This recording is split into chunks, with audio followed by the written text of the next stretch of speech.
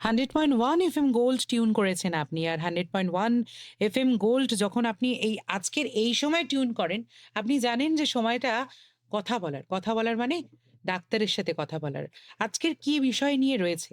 আজকের আ কি বিষয় নিয়ে কথা হবে, ডাক্তারবাবু কে আছেন, সেই সবকিছু আপনাদেরকে জানাবো। আজকের এমন একটা বিষয় রয়েছে যে বিষয়টা না এখন ঘরে বলা যায়। মানে একদম ঘর থেকে ঘরে প্রত্যেকেরই এই একই সমস্যা। যে কি করব? ব্যথার উপশম কি থেকে করব? ব্যথা থেকে মুক্তি পাওয়ার উপায়। এই হচ্ছে আজকের বিষয়। ডক্টর তুহিন রায় তার সাথে কথা হবে। আর আপনি তো প্রশ্ন করতেই পারেন। প্রশ্ন করবেন ঠিক কি মাধ্যমে?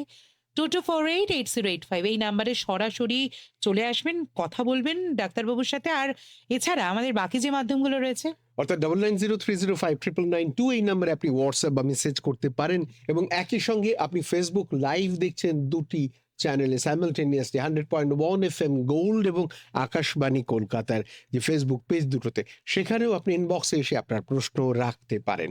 আমাদের সঙ্গে এই মুহূর্তে স্টুডিওতে উপস্থিত রয়েছেন আমাদের আজকের অতিথি ডাক্তার তুহিন রায়। আমাদের বিষয় শুরুতেই আমরা বলে দিয়েছি, ব্যথা থেকে মুক্তির উপায়। একদমই তাই।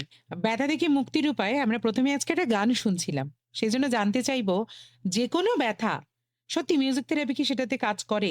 গান শুনলে কি সেই ব্যথা থেকে মুক্তি পাওয়া যায়? মিউজিক থেরাপি থেকে কিছুক্ষণের জন্য হলেও অ্যাটলিস্ট কিছুটা হলেও গান থেকে মানে ব্যথা থেকে একটুখানি হলেও কম রিলিফ হয় আরকি। বা আমরা অনেক সময় দেখি যে জেনারেলি কিন্তু নার্ভ ইনজুরি পড়ে বা যাদের স্ট্রোক হয়েছে বা তাদের ক্ষেত্রে কিন্তু মিউজিক থেরাপিটা বেশি ভালো। কিন্তু ব্যথাতেও অনেকটাই কাজ আছে। বেশ, এবার আমরা একদম খুব বেসিক একটা প্রশ্ন থেকে যাই। তা হচ্ছে, আমরা তো সারাদিনই বলি বা সবসময় বলি কোনো ব্যথা হলেই বলে উফ ব্যথা হচ্ছে আমার। আচ্ছা, মানে এটা বলুন তো যে কোনো ব্যথা পেশির নাকি নার্ভের নাকি হাড়ের, মানে আর্থারাইটিস জনিত, এটাকে বুঝবো কি করে? নাকি আমরা না বুঝলেই হবে, ওই জন্য আপনারা আছেন? মানে অ্যাকচুয়ালি এই জিনিসটা নিয়ে না অনেক পেশেন্টও আ ভাবে যে কিসের ব্যথা? আমি কার কাছে যাবো? হুম। আমার কি হাড়ের ব্যথা? আমার কি নার্ভের ব্যথা? আমি কি নিউরোলজিস্টের কাছে যাবো? আমি কি অর্থোপেডিশিয়ানের কাছে যাবো? তো বেসিক্যালি দেখুন, যদি ফ্র্যাকচার হয়, হ্যাঁ? তাহলে আমরা বলি যে অর্থোপেডিশিয়ানের কাছে যেতে হবে। এবার ধরুন নার্ভের ব্যথা হচ্ছে না মাসলের ব্যথা হচ্ছে, আমাকে দেখতে হবে যে লোকেশনটা কি? মানে ধরুন যদি আ যদি একটা মাসলের উপরে হয়, হ্যাঁ? বা নার্ভের ব্যথা যেটা হয় সেটা কিন্তু একটা ইলেকট্রিক কারেন্ট লাগার মতন একটা ব্যথা হয় বা একটা জ্বলবে বা ঝিনঝিন করবে, বার্নিং সেনসেশন যেটা আমরা বলে থাকি আরকি। তো সেইটা হচ্ছে নার্ভের ব্যথা। কিন্তু যদি জয়েন্টে হয় সেই ব্যথাটা মানে আর্থ্রাইটিস বা ওই জাতীয় ব্যথাতেই জেনারেলি হয় আরকি। আর মাসেলের ব্যথা যেটা হয় সেটা কিন্তু আমরা বড় মাসেলে অনেক সময় দেখি, যেরকম ধরুন ডেল্টয়েড হতে পারে বা কোয়াড্রিসেপস হতে পারে। সেটা লোকালাইজড ব্যথা, ওই জায়গাতে ব্যথা বা আমরা ওইখানটার কন্ট্রাকশন যদি কোনোভাবে করা হয়, মাংসপেশিটা যদি কোনোভাবে কন্ট্রাক্ট করে তাহলে ওই জায়গাটাতে ব্যথা হয়। তো এইটা একটুখানি আলাদা। আর ওখানে কিন্তু ঝিনঝিন জেনারেলি করে না।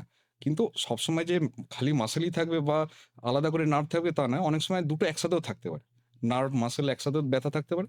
সেক্ষেত্রে পেশেন্টের পক্ষে সেটা ডিফারেনশিয়েট করা মুশকিল। তখন কোনো একজন ডাক্তারবাবুর পরামর্শ নিতেই হবে। মানে আজকের সহজ একদম জিনিস কঠিন হয়। শুরু থেকে ব্যথা নিয়ে মানুষ জর্জরিত। সেইজন্য ফোন, WhatsApp সবকিছু রয়েছে। ফোনে কে আছেন ১ম এ সেটা দেখে নেব। কে আছেন না এই মুহূর্তে নেই। আমরা কিন্তু বড় ব্যথা পেলাম যে এসেও আসলেন না। হোয়াটসঅ্যাপ নাম্বারটা খোলা রয়েছে, অর্থাৎ আমাদের যে হোয়াটসঅ্যাপ নাম্বার, সেখানে এসে আপনি সরাসরি কথা বলতে পারেন। আমাদের অতিথির সঙ্গে ডাক্তার তুহিন রায় রয়েছেন। তিনি এই বিষয় নিয়ে কথা বলছেন। বিষয় তার কিছুই নয়, ব্যথা থেকে মুক্তির উপায়। ঠিক তাই। ব্যথা আপনারও হয়, আমারও হয়। হ্যাঁ, নানান সময়ই ব্যথা হয়। মুক্তির পথটা উনি বাতলে দেবেন। একদম সরাসরি সঠিক প্রশ্নটা করবেন যেটি নিয়ে আপনি সমস্যায় রয়েছেন। নমস্কার। হ্যালো, নমস্কার। কে হুম, বলছেন? আমি শঙ্কর বাগ বলছি, মশাট, হুগলি থেকে। বলুন। ডাক্তারবাবুকে নমস্কার।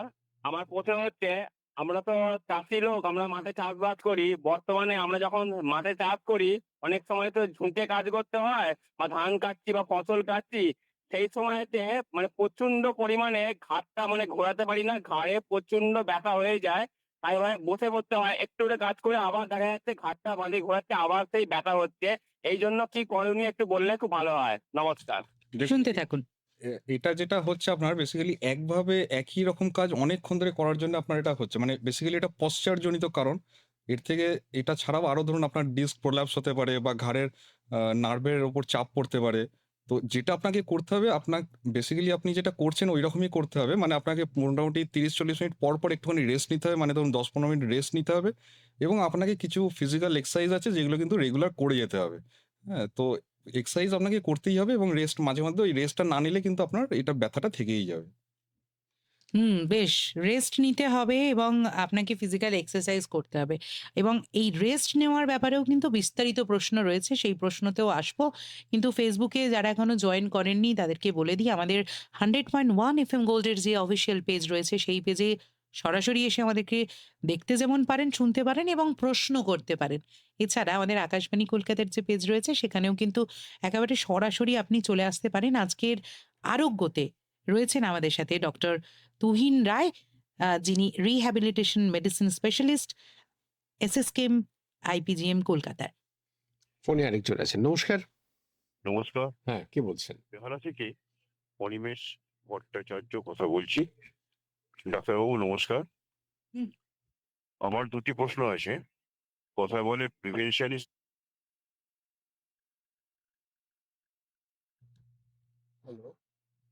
হ্যালো? না, এই মুহূর্তে অনিমেষবাবু কোনোভাবে হয়তো যোগাযোগ বিচ্ছিন্ন হচ্ছে। আপনার টাওয়ার লোকেশনটার কারণে আপনার কথাটা বিচ্ছিন্ন হয়ে গেল। আপনি যদি কাইন্ডলি আরেকবার আসেন আপনার প্রশ্নটা নিয়ে খুব ভালো হয়। কেমন?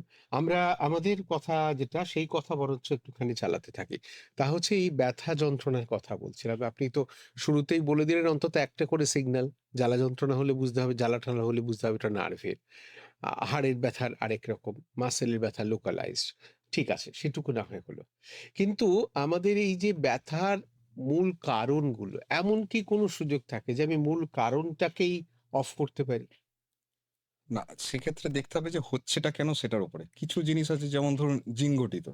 হ্যাঁ? সেগুলো আপনি ওইভাবে মানে রিলিভ করা ওইভাবে মুশকিল। কিন্তু যেগুলো কিছু যেমন ধরুন গাউটের ব্যথা। সেগুলো ধরুন আপনার খাদ্যের কিছুটা ফুড প্যাটার্ন কিছুটা চেঞ্জ করলে সেই ক্ষেত্রে গাউট থেকে কিছুটা মুক্তি পাওয়া সম্ভব। বা ধরুন এই যেরকম বললাম ফিজিক্যাল এক্সারসাইজ করা। আরেকটা জিনিস যেটা খুব ইম্পোর্টেন্ট সেটা হচ্ছে হাঁটা। আমরা সবসময় বলি হাঁটতে। কিন্তু অনেক মানুষের যেরকম কোয়েশ্চেন থাকে যে হাঁটা মানে কি? মানে হাঁটবো মানে কতক্ষণ হাঁটবো? কি হাঁটবো? তো এইটার একটা মানে এটার একটা বেসিক জিনিসটা হচ্ছে এটাকে বলে ব্রিস্ক ওয়াকিং। মানে ব্রিস্ক ওয়াকিং বলতে বেসিক্যালি যেটা হবে মানে একটু জোরে হাঁটতে হবে এবং মোটামুটি মানে ৪ থেকে ৫ কিলোমিটার পার আওয়ার যে স্পিড হয় সেরকম একটা স্পিডে হাঁটতে হবে। মানে একটু জোরে হাঁটতে হবে, একটু ঘাম হতে পারে, হ্যাঁ? এবং হাঁটতে খুব, খুব বড় সেন্টেন্স কিন্তু বলা যাবে না। মানে এমনভাবে হাঁটতে হবে যাতে একটু হাঁফ ধরে মানে ছোট সেন্টেন্স বলতে পারি এবং মানে ওইরকম একটা ৪ থেকে ৫ কিলোমিটার রেটে হাঁটতে হবে এবং সেটা ৩০ থেকে ৪০ মিনিট প্রতিদিন কিন্তু হাঁটতে হবে। তবেই কিন্তু বেসিক্যালি ওয়াকিংটা ঠিকঠাক হবে। মানে এরকম আমি অনেককে দেখেছি যে ওই ঘুরতে এদিক দেখছে, ওদিক দেখছে, সেটা করতে হাঁটছে, সেটা করে কিন্তু লাভ নেই কিছু। মানে হাঁটতে হলে একটু ফাস্ট হাঁটতে হবে, ব্রিস্ক ওয়াকিং এটাকে বলে। মানে হাঁটার মতো হাঁটতে হবে আরকি। এক্সাক্টলি। হাঁটার জন্য মানে ঘুরতে বেরোলে একদম, হবে না। একদম। ফোনে কে আছেন আমাদের সাথে সরাসরি চলে যাব। নমস্কার। আমি অনিমেষ ভট্টাচার্য আরেকবার এলাম। বলুন। দ্বিতীয় প্রশ্নটা আমার ছিল যে যন্ত্রসঙ্গীত শুনলে সেটা ব্যথার উপশমনে কতখানি সহায়ক হবে? এইটি একটু যদি বলেন। নমস্কার। শুনতে থাকুন অনিমেষ বাবু। না, দেখুন গান শুনলে বা শব্দ শুনলে কিছুটা তো আমাদের মধ্যে কিছু এন্ডরফিনস বা কিছু জিনিস আছে যেগুলো রিলিজ হয়। কিছু এক ধরনের হরমোনস আছে যেগুলো একটু আমাদেরকে একটু ফিল গুড একটা ইয়ে দেয়। কিন্তু তাতে খুব বেশিক্ষণ যে পেইন রিলিফ থাকবে তা কিন্তু নয়। একটা সাময়িক কিছুটা একজনের মনে হতে পারে যে একটু ভালো আছি বা একটু পেইন রিলিফটা থাকছে। কিন্তু এটা কিন্তু খুব পার্মানেন্ট না। আপনাকে কি কারণে হচ্ছে বা কি অন্য কোনো ওষুধ খেতে হবে কি অন্য কোনো ব্যাপার আছে সেগুলো দেখে অ্যাকর্ডিংলি ট্রিটমেন্ট তার করতে হবে। মানে এটা পার্মানেন্ট নয় আরকি। বেশ। আমাদের ফেসবুকে যারা বন্ধুরা আসছেন তাদেরকে অনুরোধ করব যে আপনারা আ হ্যাঁ, অলরেডি বিষয় একটা রিলেটেড এসেছে। প্রশ্ন করুন। এসেও গিয়েছে। একটি প্রশ্ন এসেছে, আমার বয়স ৫০, ঠান্ডা লাগলে মাথার তালুতে দপদপ করে ব্যথা হয়। কি করলে উপশম হবে? লিখছেন মিন্টু দালাল। না, এখন উনি যেহেতু বলে দিচ্ছেন এটা ঠান্ডা লাগলে হচ্ছে, আমাকে ধরে নিতে হবে এটা সাইনাসের প্রবলেম থেকে হচ্ছে। এছাড়াও আরো কিছু মাইগ্রেনের সমস্যা থাকে সেটা দেখতে হবে যে কি কারণে হচ্ছে। তবে যেহেতু উনার ঠান্ডা লাগলে হচ্ছে, সেহেতু এটা সাইনাসের প্রবলেম থেকে হচ্ছে। তাহলে আমার মনে হয় কোনো ENT সার্জনকে দেখানোই উনার ক্ষেত্রে ভালো হবে। ব্যথা নিয়ে আমাদের যেমন অনেক প্রশ্ন রয়েছে, আমি জানি আপনাদেরও অনেক আছে। কে আছেন এই মুহূর্তে আমাদের সাথে? হ্যালো? আপনি যে ব্যক্তির না। সঙ্গে কথা রেডিও হুম। সেটটাকে যদি আপনারা অন রাখেন তাহলে ফিডব্যাক হয় এবং অনেক সময় কিন্তু এই কারণে লাইনটাও যায় কেটে। তো আমাদের বন্ধুদের বারবার বলি আমরা এই জায়গাটা একটু খেয়াল রাখবেন। সংঘমিত্রা ঘোষ কাকিনাড়া থেকে তিনি হোয়াটসঅ্যাপে প্রশ্ন করেছেন, দিনের বিভিন্ন সময়ে পার্টিকুলার কি ধরনের গান শুনলে মানুষের শারীরিক মানসিক প্রশান্তি আসবে? একেবারে গানে চলে যাচ্ছি আমরা। না, এটা ব্যাপারটা হচ্ছে এটা ওরকম স্পেসিফিক কিছু গান ওরকম নয়। যার যেটা ভাল লাগে। কেউ ধরুন হিন্দি গান শুনতে ভাল লাগে, কারোর রবীন্দ্রসঙ্গীত শুনতে ভাল লাগে। ওরকম কোনো স্পেসিফিক কিছু নয়। বেসিক্যালি রিদম এবং মিউজিকটা ইম্পোর্টেন্ট। মানে কোন ভাষাতে শুনছি বা কি শুনছি সেটা খুব একটা ইম্পোর্টেন্ট নয়। আজকাল দেখছি আমরা মানে বেশ কম বয়সীদেরও অনেক রকম ব্যথা যন্ত্রণায় জর্জরিত হচ্ছে। তো সেটা কেন হচ্ছে? না দেখুন ব্যথা কিন্তু বয়স ছোট বড় সবারই ক্ষেত্রেই হয়। এবার ছোটদের যেরকম মানে আগেও হতো এখন হয় সেটা একটা জিআইএ বলে এক ধরনের একটা রোগ আছে। জুভেনাইল ইডিওপ্যাথিক আর্থ্রাইটিস বলে। তো সেটাতে সব জয়েন্টে ব্যথা হয়, কোমরে ব্যথা হয় এবং এটা ছাড়া আরেকটা জিনিস যেটা হয় হাইপার মোবাইল জয়েন্ট সিনড্রোম বলে। মানে অনেকের দেখবেন খুব ফ্লেক্সিবল মানে হাত-পা লিগামেন্ট খুব ফ্লেক্সিবল অনেকটা ঝুঁকতে পারে। তাদের ক্ষেত্রে কিন্তু একটা হাইপার মোবাইল জয়েন্ট সিনড্রোম বলে একটা জিনিস আছে। সেই ক্ষেত্রে কিন্তু চারিদিকে ব্যথা হতে পারে। সেটা কিন্তু খুব কমন। সেটা আমরা রেগুলার বেসিসে পাইও।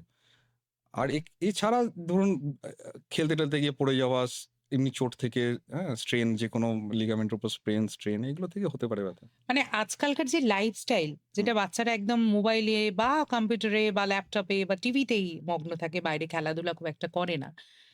সেই লাইফস্টাইলের জন্য কি অনেকটা এটা দায়ী? সেডেন্টারি লাইফস্টাইল থাকলে তো ব্যথা হবেই। এইজন্যই তো সবসময় বলি একটু অ্যাক্টিভ থাকতে হবে। সে বাচ্চাই হোক, বড়ই হোক, যেই হোক অ্যাক্টিভ থাকতে হবে। অ্যাক্টিভ লাইফ লিড করলে এই ব্যথা ধরনের একটি প্রশ্ন করেছেন যাদবেন্দ্র পান্ডা কাঁথি থেকে। তার প্রশ্নটা ফেসবুকে এসেছে। আমরা একটু দেখছি তার প্রশ্নটাকে যদি আপনাদের হ্যাঁ, তার কাছে প্রশ্নটা হচ্ছে তিনি বলছেন, "শুভ সন্ধ্যা, শুভ সন্ধ্যা আপনাকেও জানাই। অস্টিও আর্থারাইটিস এর জন্য দুটো হাঁটুতে প্রচন্ড ব্যথা। কোমরেও ঘাড়েও খুব ব্যথা। বেশিক্ষণ কম্পিউটারে বসে অফিসে কাজ করতে হয়। ব্যথা মুক্তির জন্য করণীয় কি জানতে পারলে খুব উপকৃত হব।" জুখিয়া বাজার, কাঁথি, পূর্ব মেদিনীপুর থেকে যাদবেন্দ্র পণ্ডা। ১ম কথা হচ্ছে কিছু লাইফস্টাইল চেঞ্জ করতে হবে। যেমন ধরুন হাঁটু ব্যথা যেহেতু উনি বলেছেন, হাঁটু ব্যথাতে ধরুন বেশিক্ষণ একভাবে দাঁড়ানো যাবে না। সিঁড়ি দিয়ে অনেক বারবার ওঠানো-নামা করা যাবে না। অনেকে যেরকম ইন্ডিয়ান স্টাইল টয়লেট ইউজ করেন সেটা করা যাবে না। কমোড ইউজ করতে হবে বা এটলিস্ট কমোড যদি না থাকে আমরা বলি ওই চেয়ার যেগুলো হয় মাঝখানে ফুটো থাকে এটলিস্ট সেইটা ইউজ করুন। হ্যাঁ? এইগুলো ১ম কথা হচ্ছে করতে হবে এবং তার সাথে হচ্ছে ফিজিক্যাল এক্সারসাইজ। আমার পায়ের এক্সারসাইজ সেগুলো কিন্তু রেগুলার বেসিসে করতে হবে। তাতে ব্যথা অনেক সময় কি হয় একটু ব্যথা যেই কমে গেল মানুষ আবার বন্ধ করে দেয় এক্সারসাইজটা করা। কিন্তু এক্সারসাইজটা রেগুলার করে যেতে হবে। আচ্ছা কিছু ফিজিওথেরাপি আছে যেমন ধরুন আল্ট্রাসাউন্ড থেরাপি, আইএফটি, টেন্স এরকম কিছু ফিজিওথেরাপি আছে। ফিজিওথেরাপি করা যেতে পারে। আচ্ছা কিছু ওষুধ আছে সেগুলো ডাক্তারবাবুরা বলে দেবেন কি ওষুধ আছে। এবং এটা ছাড়াও এখন যেটা এসছে আরো কিছু নতুন ইন্টারভেনশন এসছে। যেমন প্লেটলেট রিচ প্লাজমা বলে এক ধরনের জিনিস আছে যেটাতে মানে পেশেন্টেরই রক্ত নিয়ে আমরা একটা মেশিনে চালিয়ে ওপরে এক ধরনের একটা ফ্লুইড আছে সেই ফ্লুইডটা আবার আমরা ইনজেক্ট করি পায়েতে। তো সেটা নিলে অনেকটা ভালো থাকা যায়। স্টেম সেল থেরাপি এসছে নতুন। হাইলোরেনিক অ্যাসিড বলে এক ধরনের একটা ইনজেকশন আছে যেটা অনেক ক্ষেত্রে ৬ মাস পর কি ১ বছর পর ২ বছর পর এরমভাবে নিতে হচ্ছে। সেটা দিলে অনেকটা ভালো কাজ হয়। এবং সর্বশেষে যদি কিছুতেই কাজ না হয় তখন অপারেশন বা নি রিপ্লেসমেন্ট করতে হবে। না, আমরা এতটা ভয়ের দিকে যাব না। এই মাঝের জায়গাগুলো বরঞ্চ আপনার কাছে ডিটেইল শুনবো। ফোনে একজন আছেন। নমস্কার। নমস্কার। হুম। আমি ইলামবাজার সন্নিকট গুড়িশা থেকে রহমান বলছিলাম। বলুন। আমার দুটো জিজ্ঞাসু ডাক্তারবাবুকে। একটা হচ্ছে আমার হাইপারটেনশন এবং ডায়াবেটিস আছে। আমি প্রত্যহ বিকেলে ৪০-৪৫ মিনিট হাঁটি। এতে কি আমার হাঁটু ক্ষয় হয়ে ব্যথা হওয়ার সম্ভাবনা ইন ফিউচারে থাকতে পারে? ১ নম্বর। নম্বর ২ আমার এক বিশেষ আত্মীয়ার হঠাৎ তার হাঁটু ব্যথা। হাঁটু ব্যথাতে খুব মানে কাহিল হয়ে গিয়েছিল। বর্তমানে সেটা ডাক্তারকে দেখিয়ে টেস্ট করিয়ে দেখা গেল তার হাঁটু ক্ষয় হয়েছে। তো এটা কেন হলো? হাঁটে না তো সেইভাবে হাঁটে না। তা হাঁটু ক্ষয় হলো আর আমি প্রচুর হাঁটি। তো আমার এখনো পর্যন্ত কিছু হয়নি। আমার বয়স প্রায় ৫৫ র বোধহয়। তা এই দুটো প্রশ্নের উত্তর দিলে উপকৃত হব। শুনতে থাকুন আপনি। হ্যাঁ, এবার ব্যাপারটা হচ্ছে হাইপারটেনশন বা ডায়াবেটিস এই ধরনের প্রবলেম থাকলে কিন্তু আপনাকে হাঁটতে হবে। কিন্তু এবার এটা ব্যালেন্স করতে হবে। মানে ব্যালেন্স করা মানে যাদের ধরুন অলরেডি কিছু পায়ের প্রবলেম আছে বা ধরুন হাঁটুতে কিছু লিগামেন্ট ইনজুরি আছে বা মেনিসকাস কিছু টিয়ার আছে যাকে বলে আমরা ছিঁড়ে গেছে হয়তো মাংসপেশি বা কিছু। তাদের ক্ষেত্রে কিন্তু একটুখানি কম হাঁটতে হবে। মানে আপনি নরমালি যেরকম হাঁটছেন তাদের ক্ষেত্রে কিন্তু সেটা করা যাবে না। সেটা হলে কিন্তু ব্যথা কিন্তু আবার হবে। অর্থাৎ দুটোকে ব্যালেন্স করে চলতে হবে। আপনার আ ভালো থাকার জন্য যেরকম হাঁটাটাও দরকার, কিন্তু আবার হাঁটুকে বাঁচানোর জন্যে আবার ওটাকে একটু ব্যালেন্স করে কিছুটা কম করতে হবে। এটা ১ নম্বর জিনিস। আর আপনি আরেকজনের ক্ষেত্রে যেটা বলেছেন, হতে পারে ১ম কথা হচ্ছে ওনার ওয়েট আমি জানি না। যদি খুব ওবেস হয়, মানে ওভারওয়েট যদি হয়, তাহলে কিন্তু হাঁটুর ব্যথাটা খুব কমন। সেটা একটা ব্যাপার। প্লাস যদি কোনো আগে চোট লেগে থাকে, হ্যাঁ? সেটা ক্ষেত্রেও তাদের অস্টিওআর্থ্রাইটিস হওয়ার সম্ভাবনা বেশি থাকে। আচ্ছা, এই যে একটা হাঁটা নিয়ে আমাদের অনেকগুলো প্রশ্ন এসেছে। এর থেকে জানতে চাইবো যে এই যে আ হাঁটা চলা মানে ধরুন পায়ে খুব ব্যথা, সেই ক্ষেত্রে কি করব? বেশি করে হাঁটবো নাকি পাটাকে রেস্ট দেব? কি করণীয়? দেখুন, ব্যাপারটা হচ্ছে ১ম কথা হচ্ছে পায়ের এক্সারসাইজ করতে হবে। সেটা হচ্ছে বেশি ইম্পোর্টেন্ট হাঁটার থেকে। হ্যাঁ? এবার ব্যথাটা কোথায় হচ্ছে? সেখানে কি ফোলা আছে? সেই ব্যাপারটা আমাকে দেখতে হবে। অ্যাকর্ডিংলি আমাকে দেখতে হবে যে তারপরে আমি হাঁটবো কিনা। যদি খুব ফোলা থাকে তাহলে আমাকে সাময়িক কিছুদিনের জন্যে ওই জায়গাটাকে রিলেটিভ রেস্ট বলে। অ্যাবসোলিউট রেস্ট না যে একদম শুয়ে থাকবো তা নয়। কিন্তু ওই জায়গাটাকে রেস্ট, একটু কম হাঁটা হলো, জাস্ট আমি একটু বসে এক্সারসাইজ করলাম, সেটা করলাম। কিন্তু একটু ব্যথাটা কমলে কিন্তু আবার আমাকে হাঁটাটা করতেই হবে। অসীম সেন ফেসবুকে প্রশ্ন করছেন, বিকেপাল এভিনিউ, কলকাতা ৫ থেকে। আমার স্ত্রীর ৫৪ বছর বয়স, ওর ২ হাঁটুতেই প্রচন্ড ব্যথা। আমি ডাক্তার দেখিয়েছি এবং উনি হাঁটু পাল্টাতে বলেছেন, কিন্তু আর্থিক দিক দিয়ে সম্ভব হচ্ছে না। ব্যথা নিরাময় করার মালিশ ব্যবহার করতে বলেছেন ও হোমিওপ্যাথিক চিকিৎসাও করাচ্ছি। ওনার অস্ট্রিও আর্থ্রাইটিস রয়েছে, যদি কোনো উপায় বলে দেন ডাক্তারবাবু দয়া করে। দেখুন, এগুলো যেহেতু ওনাকে বলা হয়েছে রিপ্লেসমেন্ট করতে, আমি ধরে নিচ্ছি সেটার ডিগ্রিটা খুব বেশি। গ্রেডটা খুব হাই গ্রেডের অস্টিওআর্থ্রাইটিস আছে। তো এক্ষেত্রে কিছু ইনজেকশন, যেরকম বললাম, আমি আগেই বলেছি, যেরকম প্লেটলেট প্লাজমা বলে একটা ইনজেকশন হয়, হাইয়ালুরোনিক ইনজেকশন হয়, বা ধরুন স্টেম সেল থেরাপি হয়, এবং কিছু জেনিকুলার নার্ভ বলে একটা নার্ভ, যে নার্ভ আমাকে বেসিক্যালি নি থেকে ব্যথাটা বোঝাচ্ছে যে এই ব্যথা হচ্ছে হাঁটুতে, সেই নার্ভ ব্লক করা যায়। মানে জেনিকুলার নার্ভ ব্লক একটা থেরাপি হয়, সেটা করলে কিছুটা আরাম পাওয়া যায়। যারা মানে অপারেশন করাতে চান না, তাদের ক্ষেত্রে এটা সুবিধা। এর পরের প্রশ্ন। কমলেশ গায়েন সুন্দরবন থেকে ফেসবুক হোয়াটসঅ্যাপ দুটোতেই প্রশ্ন রেখেছেন। আমার ওয়াইফের হঠাৎ করে কোমরের সমস্ত অংশে ব্যথা অনুভব হয় এবং তার পরবর্তীতে বসে থাকার পর সোজা হয়ে দাঁড়াতে অসুবিধা হয় এবং দাঁড়ানোর পর বসতে গেলে সেই একই অসুবিধা অনুভব হয়। এই অবস্থা বেশ ১ সপ্তাহের অধিক থাকে। অবশেষে একটি ব্যথার ট্যাবলেট খাওয়াতে কমে। এই সিম্পটম ৪ থেকে ৫ মাস অন্তর হয়ে থাকে। কারণটি জানালে ডাক্তারবাবু খুব উপকৃত হই। বয়স ২৪ বছর, হাইট ৫ ফুট ৭ ইঞ্চি, ওয়েট ৮৪ কেজি। উনি যেরকম বলছেন তাতে আমার মনে হচ্ছে মাসেলের স্টিফনেস এর জন্যই এটা হয়। হ্যাঁ? যে অনেকক্ষণ হয়তো কোনো একভাবে কোনো কাজ করার ফলে হয়তো অনেকক্ষণ দাঁড়িয়ে কাজ করছেন বা কিছু হচ্ছে, যার ফলে মাসল স্টিফনেস থেকে এটা হয়। এক্ষেত্রে এখন কোনো নার্ভের ব্যথা বা রেডিয়েশন ব্যথা, মানে পায়ের দিকে কোনো ব্যথা নেমে যাচ্ছে কিনা, সেইগুলো উনি বলেননি। তো ধরে নিচ্ছি যে সেরকম কিছু নেই। তো সেক্ষেত্রে স্টিফনেস এর জন্যই হতে পারে এটা। ফোনে একজন আছেন। নমস্কার। হ্যালো, নমস্কার। নমস্কার। আমি বালিগঞ্জ থেকে বলছি, প্রিয়তোষ চট্টোপাধ্যায়। হ্যাঁ। আপনাদের সবাইকে শুভেচ্ছা এবং ডাক্তারবাবুকে নমস্কার জানাই। বলুন। আচ্ছা, একটা ব্যথার ব্যাপার নিয়ে আমি একটু মানে একটু জানতে চাইছি। ঠান্ডা গরমের সময় এই যে শীত থেকে গরম আসছে, গরম থেকে শীতে যায়, এই সময় অনেক সময় হাত পা ভোরবেলার দিকে হাত পাগুলো স্ট্রেচ করতে গেলে, টান করতে গেলে হঠাৎ পায়ে মানে মাসলে খিঁচ ধরে যায়। যেটাকে ক্র্যাম্প ধরে না কি বলে না ইংরেজিতে? সেরকম একটা মানে ওই ধরে, আর তখন দম-ফম বন্ধ হয়ে যাওয়ার মতন অবস্থা। এত ব্যথা হয় তখন। একভাবে মরার মতন পড়ে থাকতে হয়। তবে কিছুক্ষণ বাদে আস্তে ওটা ছাড়তে থাকে। কিন্তু এটা মাঝে-সাঝেই হয়। এটা ভোরবেলার দিকেই হাত পা টান করতে গেলেই পায়ের দিকে বেশিরভাগ হয়। তো এইটা কেন হয় ডাক্তারবাবু যদি একটু জানান? এটা কি থেকে হয়? আপনি শুনতে হ্যাঁ, থাকুন। হ্যাঁ, উনি যেটা বলছেন ক্র্যাম্পস হচ্ছে। ক্র্যাম্পস কিন্তু আ শীতকালে একটু বেশি হয়, যেটার মেইন কারণ কিন্তু হচ্ছে জলটা কম খাওয়া। ডিসইলেক্ট্রোলাইটেমিয়া থেকে হয়, সোডিয়াম পটাশিয়ামের একটা ইমব্যালেন্স এর ক্ষেত্রে হয় এটা। তো সেক্ষেত্রে জলটা একটু বেশি পরিমাণে খেতে হবে, এবং আরেকটা জিনিস যেটা করতে হবে সেটা হচ্ছে অনেক ক্ষেত্রে কিন্তু থাইরয়েডের প্রবলেম থেকেও এটা হয়। তো সেইজন্য আমাদেরকে দেখে নিতে হবে যে কোনো থাইরয়েডের কিছু প্রবলেম আছে কিনা। এই দুটোই মেইনলি। বেশ। বেশ। ফোনে একজন বন্ধু আছেন। নমস্কার। কে আছেন আমাদের সাথে? হ্যালো। হুম। যিনি আছেন একটু কথা বলুন। না, এই মুহূর্তে নেই। এর পরের প্রশ্ন। সুনীল মণ্ডল বগুড়া নদিয়া থেকে বলছেন, ২ বছর আগে হাঁটতে গিয়ে পা পিছলে গেছিল, হাঁটুতে ব্যথা লেগেছিল। ওষুধ খাওয়ার সময় মনে হয় ব্যথাটা আর নেই। কিন্তু এখনো মাঝে জয়েন্টে ব্যথা হয়। আমার বয়স ৬০ বছর। সেক্ষেত্রে কোনো এক্স-রে কিছু করা হয়েছে কিনা বা কোনো যেহেতু উনি পড়ে গেছিলেন দেখতে হবে যে কোনো লিগামেন্ট ইনজুরি আছে কিনা। অনেক সময় মেনিসকাস টিয়ার থাকে, সেগুলো কিছু আছে কিনা। তার জন্য কিন্তু একটা এমআরআই করতে হবে। আমি জানি না উনার এমআরআই হয়েছে কিনা। একটা কিন্তু এমআরআই করে দেখতে হবে যে সেরকম কিছু আছে কিনা। না হলে বারবার ওষুধ খাবেন, কমে যাবে, আবার হবে। যদি কোনো টিয়ার থাকে বা লিগামেন্ট ইনজুরি থাকে সেক্ষেত্রে কোনো অপারেশন করে সেটা ঠিক করতে হয়। আচ্ছা, লিগামেন্টে লাগলে কি শুধুমাত্র এমআরআইতেই সেটা ধরা পড়ে? এক্স-রে থেকে কিছুটা বোঝা যায় কিন্তু সেরকম খুব একটা নয়। কিছু ক্লিনিক্যাল এক্সামিনেশন আছে যেটা আমরা করেই থাকি। কিন্তু আল্টিমেটলি এমআরআই করে ফাইনাল কনফার্মেশন এর জন্য এমআরআই করতে হয়। ফোনে কি আছেন? হুম, হুম। না। 22488085 এ ফোন যেমন করতে পারেন, ঠিক তেমনই আপনারা WhatsApp করতে পারেন 9903059992 তে।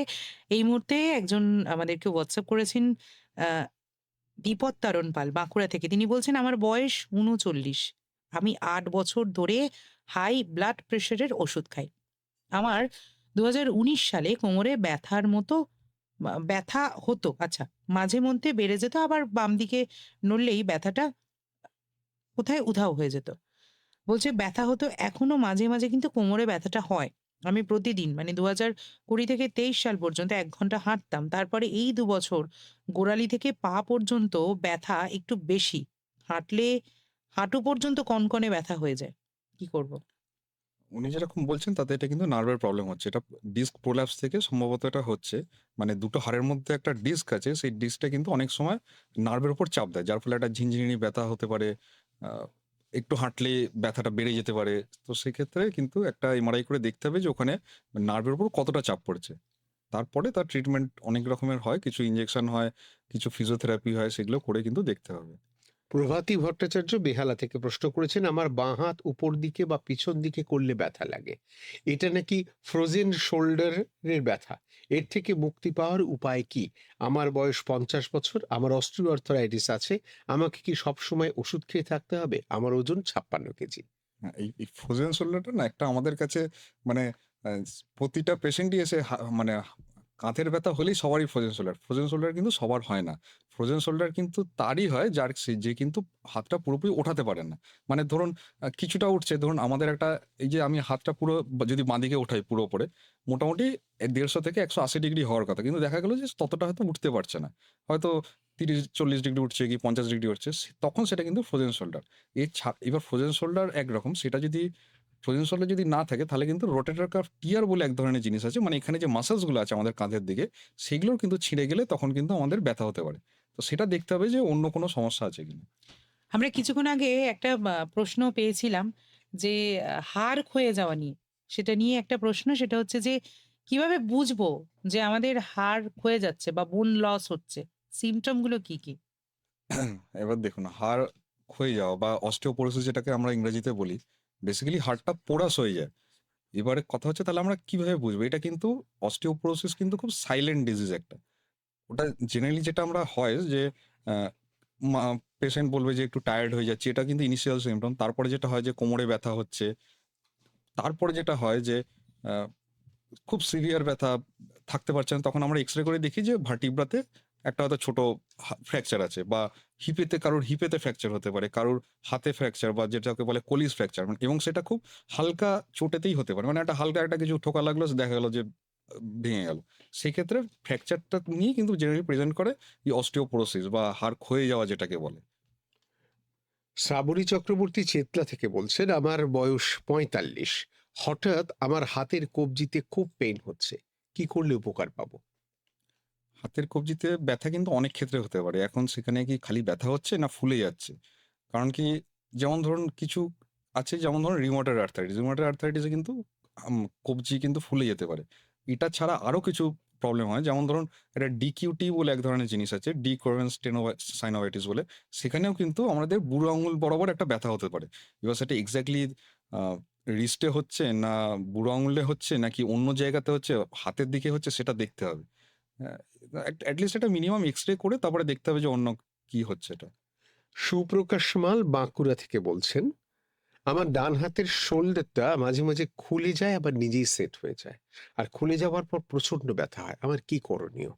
হ্যাঁ, এটা উনি যেটা বলছেন সেটা একটা সাবলাক্সেশনের মতন জিনিস হয়। মানে ওটা কিছুটা সরে যায়, হয়তো কিছুটা কি হয়তো একটা বল ছুটতে গেল বা কিছুটা ছুটতে গেল, হঠাৎ করে মনে হবে একটুখানি আনলক হয়ে গেল বা একটুখানি সরে গেল। তারপর আবার নিজে থেকেই ওটা সেট করে নেয়। এটা সাবলাক্সেশন। কিন্তু খুব বেশি হলে কিন্তু ডিসলোকেট করে যায়। সেটা কিন্তু নিজে থেকে ঠিক করা যাবে না। এবারে কারোর খুব লিগামেন্ট যদি খুব লুজ হয় সেক্ষেত্রে কিন্তু এটা বারবার হতে পারে। এবার ওটা এমআরআই করে দেখতে হয় যে ওখানে অন্য কিছু বনি কিছু ডিফর্মিটি বা বনি কোনো মানে হাড়ের কোনো প্রবলেম আছে কিনা। তাহলে সেক্ষেত্রে কিছু অপারেশন হয়, সেগুলো করতে হবে। বেশ। আমরা মাসল পেইন বলতে যেটা বলি, আমরা শুরুতে যেমন আপনি ৩ টে ক্যাটেগরি করে দিয়েছিলেন। এই মাসল পেইনের মূল কারণটা কি? মানে আমি বলছিলাম কারণটা এই কারণে জানতে চাইছি, যদি কারণটাকে অ্যারেস্ট করতে পারি তাহলে তো ব্যথাটা পাবো না আরকি। মাসেল পেন দেখুন, আমাদের কিন্তু ব্যথার বেশিরভাগটা কিন্তু মাসেলের থেকে বেশি কিন্তু আমাদের জয়েন্ট ইনভলভমেন্টটা বেশি হয় এবং সেখান থেকে কিন্তু মাসেলের একটা ব্যথা। অনেক সময় দেখা গেছে হয়তো এই যে এক্সারসাইজ করতে বললাম, দেখা গেল ১ম দিনই ১ ঘন্টা এক্সারসাইজ করে ফেললো। তারপরেই একটা মাসেলে ব্যথা হচ্ছে। সেটা কিন্তু একটা মাসল সোর বলে এটাকে বেসিক্যালি।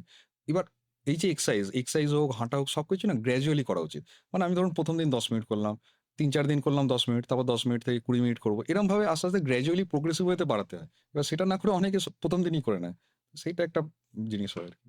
মা মানে সেটা একটা মাসল পেইনের সেটা কারণ। একটা মাসল পেইনের খুব কমন কারণ। অনেকে আচ্ছা। এরকম আছে, আপনি বললেন যে এক্সারসাইজ করতে হবে, আমি গিয়ে বাড়িতে গিয়ে এক্সারসাইজ করলাম, তারপরেই আমার ব্যথা বেড়ে গেল।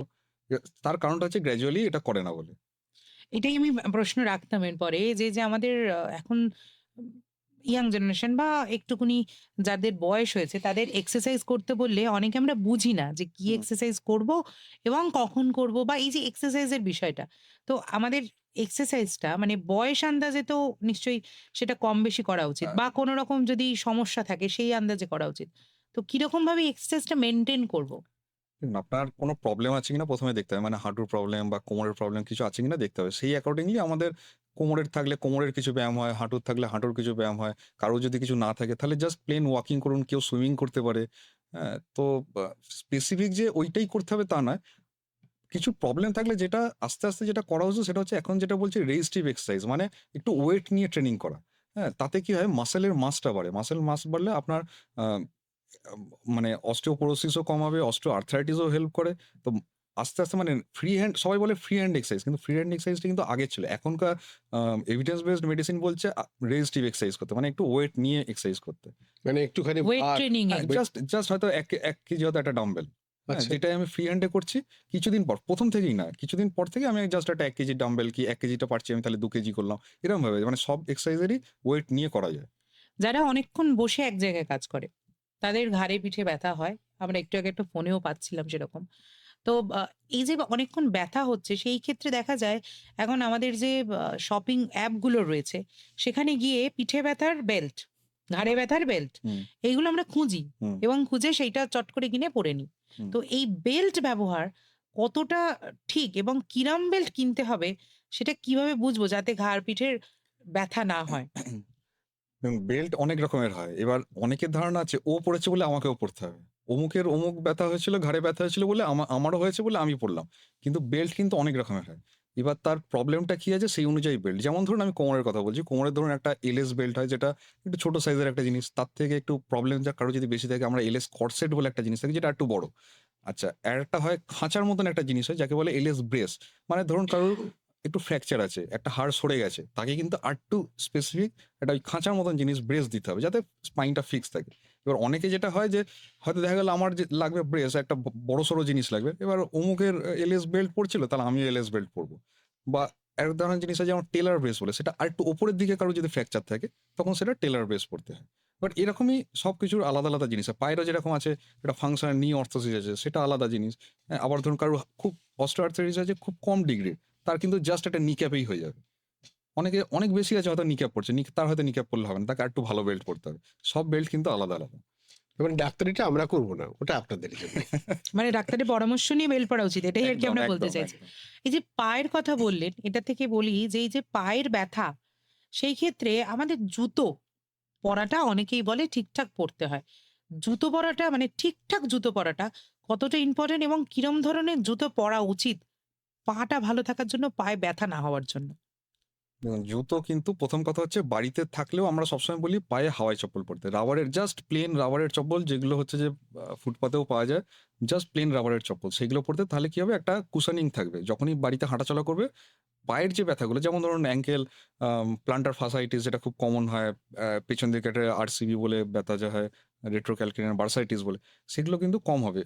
এবং বাইরে যখন হাঁটবো ভালো স্পোর্টস শু পরতে হয়। ছেলেদের ক্ষেত্রে ভালো স্পোর্টস শু, মেয়েদের ক্ষেত্রেও স্পোর্টস শু যদি পরতে পারে ভালো, না হলে এটলিস্ট যে একটু নরম সফট সোলের জুতো যেগুলো হয় সেগুলো পরতে হবে। এটা ছাড়াও যেটা হয়, এখন আমাদের এখানে কলকাতাতেও সব জায়গাতেও অনেক বড় সংস্থা এসে গেছে যারা অনেক মানে কাস্টম মোল্ডেড শু করে। মানে ধরুন আমার এক রকমের প্রবলেম আছে আমার জন্য একরকম, আপনার এক রকমের প্রবলেম আপনার জন্য একরকম। মানে যেমন আমি ধরুন বলছি, কারোর ধরুন একটা স্পেসিফিক জায়গায় ব্যথা হচ্ছে, হ্যাঁ? বা ধরুন যেমন ধরুন ডায়াবেটিসের ধরুন একটা আলসার হয়েছে। আমাদের এখন মেশিন এসে গেছে ফুড প্রেশার অ্যানালাইসিস বলে। সেই ফুড প্রেশার অ্যানালাইসিসে ফেলে আমি দেখে নিলাম যে কোন জায়গাটা কতটা প্রেশার পড়ছে। তাহলে আলাদা করে ওই জায়গাটা একটুখানি কাট আউট করে, বা ওই জায়গাটায় আলাদা করে একটা কিছু স্পেশাল একটা কিছু জিনিস দিলাম যেটা একটু সফট হলো, বা ওইখানটা একটু কাট আউট করে দিলাম যাতে স্পেশাল আলাদা করে একটা জুতো তৈরি করা যায়। এটা কিন্তু এখন কিছু, কিছু সংস্থা তৈরি করছে। এটা অনেকের মানুষের মধ্যে এই জিনিসটা জানেনই না যে এরকম হয়তো জুতো আছে বলে। কিন্তু সব রকম জুতোর কাস্টমাইজেশন করা যায়। এই বিষয়টা আমি একটু এবার তাহলে ও একটা জায়গায় চলে আসি। আপনি এসএসকেএম হাসপাতালের সঙ্গে যুক্ত রয়েছেন, সেখানকার অধ্যাপকও বটে। এই যে বিষয়টা আপনি বলছেন ফুড প্রেশার অ্যানালিসিস, এগুলো কি আমাদের সরকারি হাসপাতালে এই পরিষেবাগুলো আমরা পাবো? মানে আমার ধরুন এরকম যন্ত্রণা আছে, আমি যদি আপনাদের কাছে যাই। ফুড প্রেশার অ্যানালিসিস কিন্তু এসএসকেএম এ আছে। আচ্ছা, কারো যদি সেরকম দরকার হয় বা ডাক্তারবাবুরা মনে করে, নিজে থেকে এসে তো কেউ বলবে না যে আমার ফুড প্রেশার অ্যানালিসিস দরকার। ডাক্তারবাবুদের যদি মনে হয় যে তার এটা দরকার, তাহলে সেটা করার ব্যবস্থা কিন্তু পিজি হসপিটালে আছে। বেশ। বেশ, আমাদের অলরেডি ফেসবুকে কিন্তু 3.4K ভিউ রয়েছে। মানে 3.4K মানুষজন আমাদের সাথে আছেন ফেসবুকে। আর ফেসবুকে থাকার সাথে, সাথে ফোনেও আপনি আসতে পারেন 22488085 এ 9903059992। এটা আমাদের WhatsApp নাম্বার। এখানে টেক্সট বা WhatsApp আপনি যেটা খুশি করতে পারেন। নাম, লোকেশনটা দিতে কিন্তু ভুলবেন না। এই মুহূর্তে ফোনে কে আছেন? না। একজন কেউ এসছিলেন কিন্তু যোগাযোগ বিচ্ছিন্ন। বাট এসএস মাঝি নাগপুর থেকে প্রশ্ন করছেন। মানে আমাদের সারা ভারতবর্ষে প্যান ইন্ডিয়া এই শোটার viewership. I'm 75 years old male, height 5 feet 9 inch, weight 66 kg, non-diabetic and no hypertension, but have thyroid with good control with Thyrox 88 mg.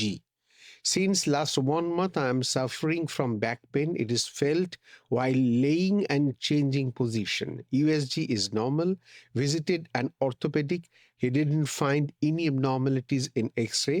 He told it is muscle pain and gave a painkiller for 10 days. My pain reduced to 75%, but it persists till now. Please give me your valuable advice so that I can be fully cured. ওনার কোনো radiation পায়ের দিকে হচ্ছে কিনা সেটা আমি জানি না। খালি আশা করছি খালি পশ্চার চেঞ্জ করলে, মানে এদিক থেকে ওদিক করলেই ব্যথাটা হচ্ছে। সেক্ষেত্রে স্টিফনেসের জন্যই কিন্তু মাসেল স্টিফনেস থেকেই এই ব্যথাটা বেশি হয়। এবার কোনো ডিস্ক প্রোল্যাপস আছে কিনা সেটা কিন্তু এমআরআই ছাড়া জানা যাবে না। তো আমি ওনাকে, যেহেতু উনি অনেক দিনের ব্যথা এবং পুরোপুরি কমছে না, আমি ওনাকে অ্যাডভাইস করবো এটলিস্ট একটা এমআরআই পরবর্তীকালে একটা করিয়ে নেওয়ার জন্য। যাদের ডায়াবেটিস রয়েছে, ব্লাড প্রেশার রয়েছে, থাইরয়েড রয়েছে, আপনি এক্ষুনি বলছিলেন এই টেস্টের কথা। মানে এই ধরনের কিছু রোগ রয়েছে যেটা বলা যায় যে একেবারে সবসময় মেইনটেইন করতে হয়। এই ধরনের রোগের ক্ষেত্রে কি কোনো মাসল পেন বা নার্ভের পেন বা আর্থারাইটিসের পেন এগুলো হওয়ার সম্ভাবনা বেড়ে যায়? ডায়াবেটিসের ক্ষেত্রে তো ডেফিনিটলি হয়। ডায়াবেটিসের ক্ষেত্রে কিছু নার্ভের প্রবলেম হয়, যেমন এবং নার্ভের প্রবলেমটা হয় তার কারণ কিছু ভিটামিন ডেফিসিয়েন্সির জন্য। স্পেশালি ডায়াবেটিসের পেশেন্ট একটা মেটফর্মিন বলে এক ধরনের ওষুধ খান, তার জন্য কিন্তু B12 ডেফিসিয়েন্সি হয়। এবার B12 ডেফিসিয়েন্সি হলে কিন্তু নার্ভের একটা ঝিনঝিন করা ব্যথা, নার্ভের একটা টেনে ধরা ব্যথা, এই জিনিসগুলো কিন্তু হবেই। তো এবং থাইরয়েড থাকলেও একটা পলিনিউরোপ্যাথি, মানে একটা পায়ের দিকে ব্যথা, এই জিনিসগুলো কিন্তু এই সবগুলোতেই কিন্তু হতে পারে। আর অস্টিওপোরোসিস হুম। এটা কেন হয়? বা এখন দেখা যায় অনেকেই বলে আমার অস্টিও আর্থারাইটিস বা অস্টিওপোরোসিস রয়েছে। এগুলোর ডিফারেন্সটাই বা কি? অস্টিও আর্থ্রাইটিস হচ্ছে বয়সকালের রোগ, ডিজেনারেটিভ রোগ। মানে এটা হবেই, আটকানো ডিফিকাল্ট, কিন্তু এটা হবে। কিছু লাইফস্টাইল চেঞ্জ করলে আপনার আসতে হবে। ধরুন আপনার যেটা 50 হচ্ছে সেটা হয়তো 60 বছর বয়স হবে, যার হয়তো 60 বছর হচ্ছিল 70 বছর হবে। কিন্তু এটা হবে, এটা ডিজেনারেটিভ, মানে এটা নরমাল প্রসেস এটা। কিন্তু অস্টিওপোরোসিস যেটা, সেটা বেসিক্যালি হচ্ছে মানে অস্টিয়ন, যেটা আমি আগেও বললাম, অস্টিয়ন মানে হচ্ছে বোন, আর পোরাস মানে হচ্ছে বেসিক্যালি মানে পোরোসিটি মানে হচ্ছে পোরাস, মানে খুব ভঙ্গুর হয়ে যায়। হাড়টা ভঙ্গুর হয়ে যাচ্ছে বলে হাড়টা আস্তে, আস্তে ক্ষয়ে যাচ্ছে। এবার আমাদের দেহে দুটো সেলস আছে, একটা হচ্ছে অস্টিওব্লাস্ট, একটা হচ্ছে অস্টিওক্লাস্ট। অস্টিওব্লাস্ট হচ্ছে বোন বানায়, অস্টিওক্লাস্ট হচ্ছে বোনটাকে ভেঙে দেয়। এবার এটা একটা রিমডেলিং বলি, মানে এটা জিনিসটা একটা ব্যালেন্সের মতন চলছে। এবার কোনো ক্ষেত্রে যদি দেখা যায় যে হাড় মানে গজানোর থেকে ক্ষয়ে যাচ্ছে বেশি, তাহলে কিন্তু আস্তে আস্তে অস্টিওপোরোসিস হবে। এটা একটা একটা একটা কি বলবো, এটা একটা ব্যালেন্সে চলে জিনিসটা। অনেক রকম কারণ আছে কেন এটা হয়, এটা এখন এক্সপ্লেন করা মুশকিল। এবার কেন হচ্ছে বলতে কিছু কিছু আমাদের হেরিডিটারি কন্ডিশনের জন্য হয়, যেমন ধরুন অস্টিওজেনেসিস ইমপারফেক্টা বলে একটা রোগ আছে, যেটা বাচ্চাদের ক্ষেত্রে হয় এবং ওই হাড় ভেঙে যায় মাঝে মধ্যে, এই হাড় ভেঙে যাচ্ছে ওই হাড় ভেঙে যাচ্ছে, এটা হয়। বড়দের ক্ষেত্রে যেটা হয়, কিছু কিছু রিস্ক ফ্যাক্টর আছে, যেমন ধরুন যারা স্মোকিং যারা করে তাদের ক্ষেত্রে রিস্ক ফ্যাক্টর অস্টিওপোরোসিস বেশি হয়। অ্যালকোহল যারা খায়, যারা কিছু কিছু ড্রাগস নেয়, মানে স্পেসিফিক্যালি ধরুন স্টেরয়েড যারা নেয় বহুদিন ধরে, অনেক কারণের জন্যই স্টেরয়েড নিতে হয়। বলছে প্রেডনিসোলন যদি 7.5 mg পার ডে থেকে বেশি 3 মাস ধরে নেওয়া হয়, তাহলে কিন্তু অস্টিওপোরোসিস হওয়ার চান্সটা বেশি। আচ্ছা, এই ক্ষেত্রে ধরুন আরেকটা জিনিস যেটা হয়, পোস্ট মেনোপজাল ওমেন যাদের ইস্ট্রোজেন কন্টেন্ট মানে আস্তে আস্তে হরমোন লেভেলটা কমে যায়, তাদের ক্ষেত্রে কিন্তু অস্টিওপোরোসিসটা বেশি হয়। প্লাস ধরুন কিছু লিভারের প্রবলেম থেকে হয়, কিডনির প্রবলেম থেকে হয়, হ্যাঁ, থাইরয়েডের হাইপারথাইরয়েডিজম থেকে অস্টিওপোরোসিস হয়। তো অস্টিওআর্থ্রাইটিস অস্টিওপোরোসিস দুটোই ডিফারেন্ট জিনিস। এর পরের প্রশ্ন আরেকটা রয়েছে, ক্যালসিয়াম এবং ভিটামিন ডি আমরা কি সাপ্লিমেন্ট হিসেবে যেকোনো সময় নিতে পারি? ক্যালসিয়াম মূলত আমরা ডেয়ারি প্রোডাক্টস থেকে পাই, হ্যাঁ, যেমন ধরুন দুধ হোক, ছানা হোক, টক দইটা কিন্তু খুব ইম্পর্টেন্ট। অনেকে ছানা খায়, অনেকে টক দই খায়, যদি যেটা হোক একটা খেলেই হলো। ভিটামিন ডি কিন্তু অ্যাকচুয়ালি আমাদের দরকার হচ্ছে, মানে পাই হচ্ছে আমরা সানলাইট থেকে। এবার এটা নিয়ে একটা ব্যাপার আছে, অনেকে জিজ্ঞেস করেন যে কখন কখন আমি রোদে যাব বা কতক্ষণ থাকবো, কি ব্যাপার। এটা খুব মানে আমাদের খুব ফিক্সড একটা ইয়ে করা আছে, সেটা হচ্ছে যে সকালবেলা 10টা থেকে 2টোর মধ্যে, 2টো বা 3টের মধ্যে যে সময়টা ইউভি রেজটা সব থেকে বেশি থাকে, সেই সময় মোটামুটি 15 থেকে 20 মিনিট আমাদেরকে একটু বাইরে থাকতে হবে। হ্যাঁ, আমরা এই ধরুন একদম যে বাইরে থাকলাম তা না, অ্যাটলিস্ট হাত বা পাটাও যদি একটু রোদে রাখি, তাহলেও কাজ হবে। আমাদের দেহেতে স্পেশালি ইন্ডিয়ান পপুলেশনে কিন্তু মেলানিন পিগমেন্টটা বেশি, যার ফলে কিন্তু ভিটামিন ডিটা একটু কম হয়। আমরা যদি মানে সবার ভিটামিন ডি অ্যানালিসিস করি, দেখো বহু ক্ষেত্রেই কিন্তু ভিটামিন ডিটা একটু কম থাকে, যেটা আবার ওয়েস্টার্ন পপুলেশনে একটুখানি অন্যরকম। ওয়েস্টার্ন পপুলেশনে কিন্তু ওদের মানে মেলানিন পিগমেন্টটা মানে অতটা নেই বলে ভিটামিন ডিটা ভালো ঠিকঠাক থাকে। আমাদের সেক্ষেত্রে কিন্তু একটু ডেফিসিয়েন্ট থাকে। আর ভিটামিন ডি জেনারেলি খাবার থেকে খুব একটা হয় না, তাও ডিম খাওয়া বা কিছু কিছু ক্ষেত্রে মাশরুম থেকেও ভিটামিন ডি কিন্তু পাওয়া যায়, মাছ থেকে পাওয়া যায়। হ্যাঁ, তো এইগুলো থেকে ক্যালসিয়াম এবং ভিটামিন ডি পাওয়া যায়। আমাদের ফেসবুকের যারা রয়েছেন তাদের মধ্যে মোহাম্মদ মাইজুর হক তিনি বলছেন নাম্বারগুলো একটু ধীরে ধীরে বলতে, তাই নাম্বারগুলো আরো একবার বলে দিই। 22488085 এই নাম্বারে আপনারা ফোন করতে পারেন। আর যদি হোয়াটসঅ্যাপ করতে চান বা টেক্সট মেসেজ করতে চান, তাহলে যে নাম্বারটা সেটা হচ্ছে 9903059992। এই নাম্বারে কিন্তু আপনি হোয়াটসঅ্যাপ বা টেক্সট করতে পারেন। যেমন হোয়াটসঅ্যাপ করেছেন কোচবিহার থেকে রেখা 96, আমার বয়স 70, 2 হাঁটুতেই অস্টিওপোরোসিস, কষ্ট হয়, তবুও বাড়িতেই প্রায় সারাদিন হাঁটতে হয়। কোনো স্থানে বেশি কিছুক্ষণ বসে থেকে উঠে দাঁড়ালে পায়ের শিরায় প্রচন্ড টান ধরে, তখন মনে হয় হাঁটতে গেলে পড়ে যাব। হাঁটুতে গরম নাকি ঠান্ডা সেক কোনটা দিতে হবে, কি করতে হবে জানালে খুব উপকৃত হব। ঠান্ডা এবং গরম সেক, এটা নিয়ে অনেকের মধ্যে একটা বিভ্রান্তিকর একটা ধারণা আছে। যে কোনো ব্যথাতে যদি ফুলে যায় তাহলে সবসময় ঠান্ডা সেক দিতে হবে। ঠিক আছে? যেমন ধরুন হঠাৎ করে একটা চোট লাগলো, ফুলে গেল, ঠান্ডা সেক। বা অন্য ক্ষেত্রেও যদি ফোলা থাকে তাহলে কিন্তু ঠান্ডা সেক। কিন্তু যদি ফোলা না থাকে তাহলে কিন্তু গরম সেক দেবেন। সেটা কোমরে হোক, হাঁটুতে হোক, যেখানেই হোক। মানে ফোলা যদি না থাকে তাহলে আ গরম, ফোলা থাকলে ঠান্ডা। এটা কিন্তু এইভাবে কিন্তু চলতে হবে। বেশ, আমার একটা প্রশ্ন ছিল যেটা জেনে নিলাম যে এই সেকের ব্যাপারটা নিয়ে সত্যি একটা দ্বিধাদ্বন্দ্ব থাকে। আর এরপরেই আরো বেশ কিছু প্রশ্ন রয়েছে, সেই প্রশ্নগুলোতে যাব। তার আগে বলে দিই যে যারা আমাদের সাথে ফেসবুকে সবেমাত্র জয়েন করেছেন তাদের জন্য বলে দিই আজকের আরোগ্যর বিষয় ব্যথা থেকে মুক্তির উপায়। হ্যাঁ, সেই উপায় বাতলে দিচ্ছেন যিনি, তিনি হচ্ছেন ডক্টর তুহিন রায়। তিনি আমাদেরকে আজকে বলে দিচ্ছেন যেকোনো ব্যথা রিলেটেড যে কিভাবে সেটা থেকে মুক্তি পাবো বা সেই ব্যথাটা যদি না হয় সেই পদ্ধতি কিন্তু আমাদেরকে বাতলে দিচ্ছেন। মৌসুমী সঞ্জয় তো আছি আপনাদের সাথে। এই দেখুন আমাদের যে ফেসবুক লাইভ হচ্ছে, এখান থেকে আমাদের রিলস তৈরি হয়, এরকম হাজার হাজার লক্ষ কোটি রিলস আছে যে আপনার অমুক ব্যথা আপনি এই ব্যায়াম করুন, অমুক ব্যথা তমুক ব্যায়াম করুন, এবং আমরা মোটামুটি রিলস দেখে সবাই পণ্ডিতই হয়ে গিয়েছি। আমি একদম খুব সোজা আপনাকে প্রশ্ন করি, তা হচ্ছে এই যে ব্যায়াম করার বিষয়টা। আমি নিজেও রেগুলার এক্সারসাইজ করি, কিন্তু তাহলে বলি যে ব্যায়াম করার বিষয়টা, বিশেষত যাদের ব্যথা যন্ত্রণা কন্টিনিউটি রয়েছে, অর্থাৎ ধারাবাহিকভাবে হুম। ব্যথা যন্ত্রণায় ভুগছেন, তাঁরা এই ব্যায়াম কি করবেন, কিভাবে করবেন, এই অ্যাডভাইসটা কার কাছে নেবেন? এটা মূলত কিন্তু ফিজিওথেরাপিস্টের করার কথা। ঠিক আছে? একজন ডাক্তার গাইড করতে পারেন যে কোন ব্যায়ামটা বা কোন জিনিসটা করলে ভালো বা কি। কিন্তু এক্সাক্টলি ব্যায়াম জিনিসটা কিন্তু ফিজিওথেরাপির মানে পার্টে পড়ে। ডাক্তারবাবু বলতে পারেন যে আপনার মানে কতক্ষণ করলে ভালো বা এখন করবেন না, একটু রেস্ট দিন, কয়েকদিন পর থেকে করুন। কিন্তু ব্যায়াম কিন্তু বেসিক্যালি কিন্তু ফিজিওথেরাপির পার্ট। এই যে ব্যায়াম সেন্টার বা যোগাসন সেন্টারগুলি রয়েছে বা জিমের ট্রেনার। বা এবার জিমের, দেখুন এই জিনিসটা নিয়ে আমরা মানে খুব প্রবলেম যেটা হয়ে যায়, ধরুন কারোর একটা হাঁটুর প্রবলেম কি কোমরের প্রবলেম, সে চলে গেলেন একটা যোগা সেন্টারে বা একটা ওই রকম একটা সেন্টারে গিয়ে শুরু করে দিলেন যে ওখানে 50 জন করছে, 50 জনই আমিও করতে শুরু করলাম। কিন্তু কথাটা হচ্ছে সবার কিন্তু আলাদা আলাদা প্রবলেম। কারোর কোনো প্রবলেমই নেই, কারোর হাঁটুর প্রবলেম, কারোর কোমরের প্রবলেম। সবার ক্ষেত্রে কিন্তু কাস্টমাইজড হবে, মানে আমার ক্ষেত্রে যা হবে আপনার ক্ষেত্রে সেটা কিন্তু হবে না। সেগুলো কিন্তু মানে একজন ফিজিওথেরাপিস্ট কিন্তু ঠিক করে দেবে যে আপনাকে কতক্ষণ করতে হবে, কি করতে হবে, কোন ব্যায়ামটা করতে হবে। এই একভাবে সবাই যা করছে, 50 জন যদি যা করছে আমাকেও তাই করতে হবে, এরমভাবে কিন্তু হবে না। তাহলে কিন্তু হিতে বিপরীত হবে। ব্যথা বেড়ে যাবে কিন্তু। তার মানে এখানেও স্পেশালাইজড বা হ্যাঁ, স্পেশালিস্টের কাছে এক্সাক্টলি। আমাদের পৌঁছে মানে যেতে আমি হবে। সবার কাছে হাত জোড় করে করছি যে Google দেখে কিন্তু এগুলো শিখবেন না আরকি। ঠিক। আচ্ছা, রিহ্যাবিলিটেশন মেডিসিনের কোন ধরনের পেশেন্টকে দেখা হয়? রিহ্যাবিলিটেশন মেডিসিন আ আমরা মূলত ২ টো ডোমেন আছে। এক হচ্ছে নিউরো রিহ্যাবিলিটেশন আর একটা হচ্ছে পেইন মেডিসিন বা রিউমাটোলজি বা স্পোর্টস মেডিসিন। এবার নিউরো রিহ্যাবিলিটেশন এ যেটা আছে, ধরুন স্ট্রোক, কারোর একটা স্ট্রোক হয়েছে। একদিকটা অবশ হয়ে গেছে। এবার সে হাঁটতে পারছে না, হাত এরকম হয়ে গেছে, হাত সোজা হচ্ছে না। সেগুলো কিন্তু আমরা দেখি। বা ধরুন একটা স্পাইনাল কর্ড ইনজুরি, আ কোমর থেকে পায়ের দিকটা অবশ হয়ে গেছে। সে একদমই চলতে পারছে না। সে কি করে হাঁটবে বা সে কি করে একটা হুইল চেয়ার চালাবে? সেই জিনিসগুলো কিন্তু আমাদের আন্ডারে পড়ে। বা ধরুন যেকোনো নার্ভ ইনজুরি একটা কেটে গেছে বা হয়তো কেউ গাছ থেকে এরকম আমরা পাই, গাছ থেকে পড়ে গেছে, হাত আর কাজ করছে না। হাত একদম এরকম হয়ে গেছে, অবশ হয়ে গেছে। সেগুলো কিভাবে করবে, সেই জিনিসটা আছে। তার সাথে পেইন মেডিসিন এবং স্পোর্টস এর যাবতীয় যা প্লাস রিউমাটোলজি, এগুলো সবই আমাদেরকে এখন দেখতে হবে। বেশ। তাহলে আমরা কখন কোন ডাক্তারবাবুর কাছে যাব সেগুলো তো জেনে নিলাম।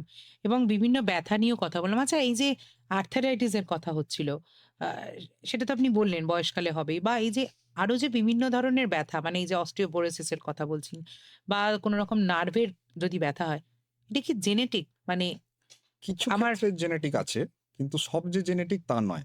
যেমন ধরুন স্পন্ডাইলো আর্থ্রোপ্যাথি বলে এক ধরনের একটা রোগ আছে। মানে এটা মূলত কোমরের এক ধরনের রোগ। মানে মেইনলি হচ্ছে কোমরের জয়েন্ট ইনভলভ করে, তার সাথে হাতে পায়ের জয়েন্টও ইনভলভ করতে পারে। সেটা কিন্তু অনেক সময় কিছু ক্ষেত্রে জেনেটিক একটা প্রিডিসপোজিশন দেখা গেছে। তার মানে এই নয় যে জেনেটিক হলেই হবে, না হলে হবে না। হতে পারে যে আমার বাবা-মায়ের কারো ছিল না, কিন্তু তারাও আমার হয়েছে। আবার বাবা-মায়ের থাকলে হতে চান্সটা একটু বেশি। বা রিউমাটয়েড আর্থ্রাইটিস কিছু ক্ষেত্রে দেখা গেছে জেনেটিক আছে। কিন্তু সব ক্ষেত্রে কিন্তু জেনেটিক মানে সেরকম ইয়েটা নেই। বেশ। সুস্মিতা ঘোষ ফেসবুকে প্রশ্ন করছেন, lumbar spondylitis, osteophyte in L1 to L5, other factors normal, এর জন্য আমাকে physiotherapy IFT for 10 days prescribe করেছেন স্পেশালিস্ট ডাক্তারবাবু। আমি প্রেসক্রিপশন অনুযায়ী calcium plus D3, Evion LC, জয়েন্টিস খাচ্ছি। আমার এই ব্যথার কষ্ট কি কোনোদিন সারবে না? না, ওই যেরকম বললাম উনি যেটা বলতে চেয়েছেন সেটা কিন্তু লাম্বার স্পন্ডালাইসিস, মানে সেটা কিন্তু এক ধরনের একটা ডিজেনারেটিভ কন্ডিশন। মানে সেটা বয়সে, উনার বয়স কত বললেন? 62। ৬২। তো এটা বয়সকালে হয়। এক্সারসাইজ, লাইফস্টাইল মডিফিকেশন এবং এই যে যেরকম উনি বলেছেন যে আইএফটি করতে বলেছেন, আইএফটি ফিজিওথেরাপি করলে কিন্তু কিছুটা অনেকটাই ওটা ভালো থাকে। এবং ওই ক্যালসিয়াম, ভিটামিন ডি, ক্যালসিয়ামের একটা ব্যাপার আছে। ক্যালসিয়াম যেরকম অনেক রকমের ফর্মুলেশন পাওয়া যায়। ক্যালসিয়াম কার্বনেট পাওয়া যায়, সাইট্রেট পাওয়া যায়। কোনোটা খাবারের সাথে খেতে হয়, কোনোটা খাবার ছাড়া খাওয়া যায়। এ সেইটা একটু দেখে নিতে হবে। মানে অনেকে যেরকম উনি অমুকটা খাচ্ছেন বলে আমিও এটা খাচ্ছি, সেটা কিন্তু ডাক্তারবাবুর পরামর্শ নিয়েই খাবেন যে কোন এক্সাক্টলি কোন ক্যালসিয়ামটা যেমন কারোর যদি ফ্র্যাকচার হয় তারপরে ক্যালসিয়াম দেওয়া, সেটা কিন্তু একটু আলাদা থাকে। হ্যাঁ? এবং আমাদের মোটামুটি নরমাল রেঞ্জে কিন্তু প্রায় ৬০০ থেকে ৮০০ মিলিগ্রাম আমাদের ক্যালসিয়াম কিন্তু রেগুলার লাগে। তো সেটা একটু খেয়াল রাখতে হবে। বেশি ক্যালসিয়াম যদি আমরা খাই, হুম, সেক্ষেত্রে অনেকে বলে যে স্টোন হওয়ার সম্ভাবনা থাকে। হ্যাঁ। তো সেই ক্ষেত্রে মানে কিরমভাবে ক্যালসিয়ামটা খাওয়া উচিত? ক্যালসিয়াম কিন্তু মানে এটা দেখা গেছে যে ক্যালসিয়াম যদি খাবারের সাথে খাওয়া হয়, তাহলে কিন্তু স্টোন হওয়ার চান্সটা খুব কমে যায়। হ্যাঁ? এবার অনেকে ধরুন যাদের অলরেডি স্টোন আছে তাহলে তাদের আমরা বলি যে একটু কিছুদিন গ্যাপ দিয়ে খেতে। আদারওয়াইজ কিন্তু খাওয়ার সাথে খেলে স্টোন হওয়ার চান্সটা খুব একটা কিন্তু থাকে না। হাড় শক্ত করার জন্য কি খাবার খাবো? ক্যালসিয়ামের কথা হচ্ছিল। এছাড়া কি খাবার খাবো? এছাড়া যেকোনো সিজনাল ফ্রুটস খেতে পারেন, ভেজিটেবলস খেতে পারেন, হ্যাঁ? এবং ওই যেরকম বললাম মাছ, মাংস, এই মাছ, ডিম, এবং হচ্ছে মাশরুম থেকেও অনেক সময় ভিটামিন ডি পাওয়া যায় কিছু, সেটা খাওয়া যেতে পারে। দীর্ঘদিন হাঁটু এবং কোমরের ব্যথা, সেইটা কি শুধুমাত্র আর্থ্রাইটিস এর জন্যই হয় না আরো বিভিন্ন কারণে হতে পারে? মানে খালি হাঁটু ব্যথা বলছেন না কোমরে? কোমর, হাঁটু দুটোই। না, আর্থ্রাইটিস ছাড়াও ওই যে ধরুন কোমরে ব্যথা, কোমরে নার্ভের ব্যথা হতে পারে, মানে প্রোল্যাপস ডিস্ক থেকে ব্যথা হতে পারে। আপনার ধরুন কোনো জায়গায় হাড় ভেঙে গেছে, মানে কোনো একটা চোট লেগেছে, হয়তো সে বুঝতেও পারেনি। হয়তো একটা কিছু অনেকে আছে এরকম শাটার টানতে গেছে। শাটার টানতে গিয়ে হঠাৎ করে একটা হাঁচকা টান লাগলো। অনেক সময় হাড়টা ভেঙে যায়। সেখান থেকে ব্যথা হতে পারে। বা স্পন্ডাইলোআর্থ্রোপ্যাথি বলে এক ধরনের রোগ আছে, সেটা থেকেও কোমরের ব্যথা হতে পারে। খালি যে ডিজেনারেটিভ বা বয়সকালের রোগ তা কিন্তু নয়। হ্যাঁ? এটা অনেক ধরনের। আমাদের যেটা মানে মেন লক্ষ্য রাখতে হবে সেটা হচ্ছে যে উম মানে আমরা যেটা বলি যে রেড ফ্ল্যাগস মানে কখন আমি চিন্তা করবো এটা নিয়ে, বা কখন এটা নিয়ে আমি ডাক্তারবাবুর কাছে যাবো, মানে এটা অবহেলা করবো না। স্পেশালি আমি দেখি অনেকে আছে, মানে ব্যথা নিয়ে রেড ফ্ল্যাগ। হ্যাঁ, মানে অনেকদিন ধরে আম ঠিক আছে, কোনো অসুবিধা নেই, চলছে। কিন্তু কখন আমি এটা নিয়ে মানে চিন্তায় থাকবো, সেটা আমি একটুখানি বলে দিই। সেটা হচ্ছে যে ১ম কথা হচ্ছে যাদের মর্নিং স্টিফনেস থাকবে, মানে সকালবেলা ঘুম থেকে উঠলাম, প্রচন্ড একটা আড়ষ্ট ভাব, আমি হাঁটতে পারছি না। এটা হচ্ছে মর্নিং স্টিফনেস বলে এটাকে। এবং এই জিনিসটা যদি মোটামুটি সকালবেলা ৩০ মিনিটের বেশি থাকে, সেটা একটা রেড ফ্ল্যাগ। আচ্ছা, কারোর ধরুন রাত্রিবেলা ঘুম ভেঙে গেল, যে প্রচন্ড ব্যথা হচ্ছে, আমার ঘুম ভেঙে গেল, নাইট পেইন হচ্ছে, এটা হচ্ছে 2nd। আচ্ছা, কারোর ধরুন ব্লাডার বয়েলের প্রবলেম, মানে ধরুন আমি মানে পেচ্ছাব আটকে রাখতে পারছি না, বা আমার পায়খানা হয়ে যাচ্ছে, এটা 3rd। হ্যাঁ? এই ৩ টে জিনিস মূলত কিন্তু দেখতে হয় যে এরকম কোনো, এবং কারোর ধরুন বাড়িতে কোনো ক্যান্সারের যদি হিস্ট্রি থাকে, হ্যাঁ, যে কারো বাবা-মায়ের হয়েছে বা ফার্স্ট ডিগ্রি রিলেটিভস এর মধ্যে কারোর হয়েছে, সেক্ষেত্রেও কিন্তু এটা একটু চিন্তার ব্যাপার আছে। মিনতি চ্যাটার্জি ফেসবুকে প্রশ্ন করেছেন, একজন ৭৭ বছর বয়সী মহিলার ফ্রি হ্যান্ড এক্সারসাইজ কিভাবে করবে, বা ছাতে কতটুকুই বা সে হাঁটবে? হাঁটাটা তো আমি আগেই বলে দিলাম, এটলিস্ট ওই ব্রিস্ক ওয়াকিং করতে হবে, এবং সেটা মোটামুটি ৩০ থেকে ৪০ মিনিট মতন করতে হবে। ব্রিস্ক ওয়াকিং আগেই আমি বলেছি। আর ফ্রি হ্যান্ড এক্সারসাইজ যদি কোনো অসুবিধা কিছু না থাকে, এমনি ধরুন গ্র্যাজুয়ালি প্রোগ্রেসিভ ওয়েতে করতে হবে। মানে ১ম দিকে ১০ মিনিট করতে হবে, পায়ের ব্যায়াম করতে হবে, হাতের ব্যায়াম করতে হবে। এটা মোটামুটি ১০ মিনিট করে ১ম এ শুরু করতে হবে, কিন্তু আল্টিমেটলি মোটামুটি সারাদিনে এটলিস্ট ৩০ মিনিট করতে হবে। মানে ১৫ মিনিট সকালে, ১৫ মিনিট বিকেলে করলে ভালো হয়। এখন যেটা আমরা শুনি সব জায়গা থেকে যে 10,000 স্টেপ, এটা একদম ম্যাগনেটরি। লাইফে হুম। এটা না করলে আর কিছুই হবে না। তো সেটা সব মানুষের ক্ষেত্রেই না কি প্রযোজ্য, নাকি পার্টিকুলার কোনো ক্ষেত্রেই শুধু এটা করতে হয়? না, এটা 10,000 স্টেপ নিয়ে এটা একটা ব্যাপার আছে। এটা কিন্তু মানে মেডিকেল সায়েন্স বলছে 10,000 না, 8,000 টু 10,000 বেসিক্যালি।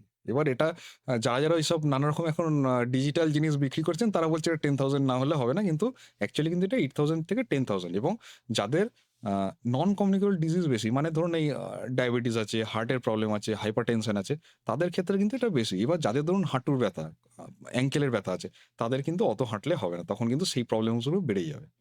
হ্যাঁ, প্লাস ধরুন অনেকে এরকম আছে, হয়তো সারাদিন বাড়িতে কাজকর্ম, স্পেশালি ধরুন গৃহবধূরা যারা সারাদিন বাড়িতে নানা রকম ৪-৫ ঘন্টা ধরে কাজ করছে, তারপরে আবার যদি ১০,০০০ মানে স্টেপ হাঁটে, তাহলে কিন্তু মুশকিল আছে। তো সেইটাকে ব্যালেন্স করে চলতে হবে। ফোনে রয়েছেন বন্ধু, নমস্কার। নমস্কার। কে বলছেন? আমি ধুলাগড়ি উত্তরপাড়ার ব্যানার্জি পোল থেকে বলছি, বাবলু মুদি। বলুন। বলছি, দেখুন, আমি তো দীর্ঘদিনের হাঁটু কোমরে ব্যথায় ভুগছি। প্রচুর ডাক্তারপত্র দেখিয়েছি, সব দেখিয়েছি। আমার পজিশনটা যেটা হলো সব মানে ক্ষয়জনিত ব্যাপার। তা ডাক্তারবাবু দেখালে সাময়িক কিছু মেডিসিন দেন। উম আ যে যেগুলো হচ্ছে পেইন কিলার জাতীয় কিছু। কিন্তু আমি ওগুলো খেতে চাই না কিন্তু। আমি যে সুস্থ থাকার জন্যে আমি একটু গরম সেক বা ঠান্ডা সেক, আমি কি কারণে, কোথায়, কোন জায়গায় ঠান্ডা সেক দেবো, কি কারণে গরম সেক দেবো এবং কতক্ষণ সেক দেবো, আমি সাময়িক রিলিফ পাওয়ার জন্য ডাক্তারবাবুকে একটু জানতে চাইছি। এটুকুই প্রশ্ন আমার কাছে।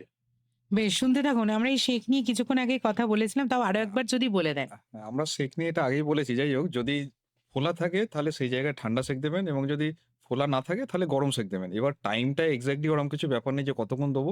এটা একটা মানে ম্যান টু ম্যান ভ্যারি করে। আপনার যতক্ষণ মনে হয় সারাদিনে দুবেলা আলাদা টাইমে দিলে ভালো। কিন্তু এক্সাক্ট ওরকম যে এতক্ষণ দেবো ওরকম কিছু ব্যাপার না, যে একটু যেহেতু ওটা সিম্পটোমেটিক রিলিফ কিছুক্ষণ দিতেই পারেন, কোনো অসুবিধা নেই। তড়িৎ সরকার ফেসবুকে প্রশ্ন করেছেন, আমি চিত হয়ে বা বাঁ দিকে পাশ ফিরে শুলে মাথা ঘোরে এবং যন্ত্রণা করে, সেই জন্য ডান পাশ ফিরে শুতে হয়।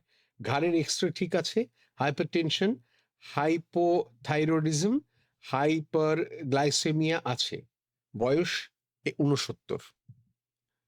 হ্যাঁ, এবার ওনার যেহেতু হাইপারটেনশন আছে, এখন হাইপারটেনশনটা কন্ট্রোল কিনা সেটা দেখতে হবে। এবং এটা ছাড়াও কিছু কানের কিছু প্রবলেম হয়, সেখান থেকে কিন্তু মাথা ঘোরাটা খুব কমন, এবং সেগুলো পজিশনাল ভার্টিগো হয়। মানে এক ধরনের পজিশনে থাকলে সেটা হয়, অন্য ধরনের অন্য পজিশন করলে হয় না। আমি ওনাকে সাজেস্ট করবো একজন ইএনটি, কাউকে একজন ইএনটি সার্জন দেখানোর জন্য। ফোনে কেউ আছেন? কে আছেন আমাদের সাথে? না, এই মুহূর্তে নেই। 22488085 এই নাম্বারে কিন্তু আপনারা সরাসরি এসে প্রশ্ন করতে পারেন। আর আজকের যেকোনো ব্যথার উপশম নিয়ে কিন্তু কথা হচ্ছে। অনেকের আছে যাদের হাতে পায়ে একটুখানি মানে স্থির হয়ে কোথাও বসে থাকলে বা পাটা ঝুলিয়ে বসলো, হাতটা এমনি অনেকক্ষণ এক পজিশনে যদি থাকে ঝিঝি ধরে যায় যাকে বলে। বা অনেক সময় দেখা যায় ঘুমাতে, ঘুমাতে অনেকের হয়। উঠে বসে হয়তো সে হাতটা নিয়ে টানাটানি করছে। এই ঝিঝি ধরে যাওয়াটা কেন হয় এবং এর থেকে মুক্তি পাওয়ার উপায় কি? না, এই ঝিঁঝি ধরাটা কিন্তু জেনারেলি যেটা হয় সেটা কিন্তু মানে এটা কিন্তু নার্ভ থেকেও বেশি হচ্ছে আর্টারি, মানে শিরা দিয়ে যে রক্ত চলাচল করে সেখানে কোনো কারণে একটা কিং বলে, মানে কোনো কারণে ওইখানটা একটু বেন্ড হয়ে যায় বা ওইখানে একটা চাপ পড়ে। এবার যেই আপনি পজিশন চেঞ্জ করবেন ওটা আবার নিজে থেকে, এটা ঠিক ঘুমের মধ্যে এটা কোনোভাবে কন্ট্রোল করাটা একটু ডিফিকাল্ট। এটা অন্য সময় আপনি পশ্চার চেঞ্জ করতে পারেন, কিন্তু ঘুমের মধ্যে হলে ওটা কিছু করার নেই। আরেকটা হয় যেটা সেটা পায়ে দেখবেন অনেক সময় ওই ঘুমের মধ্যেই বেশিরভাগ ক্ষেত্রে হয়। পায়ের বিশেষ করে আমরা যেটাকে বলি পায়ের ডিম আরকি, হুম, হুম, পিছনের দিকের হুম, হুম। অংশটা। তো ওই পায়ের ওই অংশটাতে অনেক সময় দেখা যায় এমন টান ধরছে যে পা যেন বেঁকে যাচ্ছে। সেটা কেন হয় এবং যদি হয় সেটা সেক্ষেত্রে কি করা উচিত? এগুলো কিন্তু মেইনলি হয় ওই যেরকম বললাম আমি একটু আগেও, যে জল কম খাওয়ার জন্য। শীতকালে কিন্তু এটা বেশি হয়। অনেকের থাইরয়েডের প্রবলেম থাকলে এটা বেশি হয়। বা অনেক খুব স্ট্রেসফুল যদি জবে থাকে, ধরুন সারাদিন ধরে খুব হাঁটাচলা করেছে বা দাঁড়িয়ে থাকে, তাদের কিন্তু এটা বেশি হয়। এবার সেই ক্ষেত্রে জল খাওয়াটা একটু বেশি করে খেতে হবে। ফোনে একজন আছেন, নমস্কার। হ্যালো, নমস্কার। আমি শ্যামনগরের নিকট হাসিয়া দাসপাড়া থেকে ডিম প্রামাণিক বলছি। বলুন। দেখুন, আমার বয়স 60 বছর। তো আমার ডান পায়ের হাঁটুতে সিঁড়ি দিয়ে ওঠানামা করতে গেলে খুবই অসুবিধা হয় এবং সাইকেল চালাতে গেলেও খুব অসুবিধা হয়। কি করলে মানে এই ক্ষেত্র থেকে মুক্তি পাবো? হ্যাঁ, এইটাই আমার জিজ্ঞাসা। শুনতে থাকুন আপনি। এগুলো অনেক রকম কারণে হতে পারে। একটা তো কমন কারণ যেটা অস্টিওআর্থ্রাইটিস হয়, এবার অস্টিওআর্থ্রাইটিস যদি হয় তাহলে কিন্তু সিঁড়ি ওঠানামা বারবার কিন্তু করা যাবে না। আপনাকে একটা, এগুলোকে বলে প্ল্যানিং করা। মানে ধরুন আপনার ধরুন কেউ দোতলা বাড়িতে থাকে। এবার ধরুন আপনার হয়তো কারোর আছে রান্নাঘর হয়তো নিচে। এবার আপনাকে একটা প্ল্যানিং করে নিতে হবে যে আমি হয়তো সারাদিনে হয়তো ৩ বার উঠবো, সেই ৩ বারই কিন্তু আমাকে সব কাজ করতে হবে। অনেকে যেরকম আছে, একবার গেল একটা হয়তো উপরে জামা ঝুলছে জামা নিয়ে এলো, একবার হয়তো গেল উপরে একটা কিছু অন্য কিছু আছে নিয়ে এলো। এইটা কিন্তু আপনাকে ঠিক করে নিতে হবে যে আমি সারাদিনে ১০-১৫ বার করব না। সেটা ৩-৪ বারে যদি ওঠানামা করে করা যায়। এটা ১ নম্বর জিনিস। আরেকটা যেটা হয় প্যাটেলোফেমোরাল পেইন সিনড্রোম বলে এক ধরনের জিনিস হয়, যেটা হাঁটুর সামনের দিকে ব্যথা হয়। এবার সেক্ষেত্রে কিন্তু আপনাকে এক্সারসাইজ, মানে কোয়াড্রিসেপস বলে যে আমাদের মাসল আছে, সেটা কিন্তু এক্সারসাইজ করে যেতে হবে। এবং আরেকটা জিনিস যেটা করা যায় সেটা হচ্ছে পায়ের যে বেল্ট হয়, সেই বেল্ট কিন্তু পরতে হবে। আমি জানি না উনার এক্স-রে করা আছে কিনা, বা এক্স-রে করলেও অস্টিওআর্থ্রাইটিস কতটা কি আছে না আছে, কিন্তু বেল্ট কিন্তু পরতে হবে। বেল্ট না পরলে কিন্তু হবে না। ফোনে কে আছেন?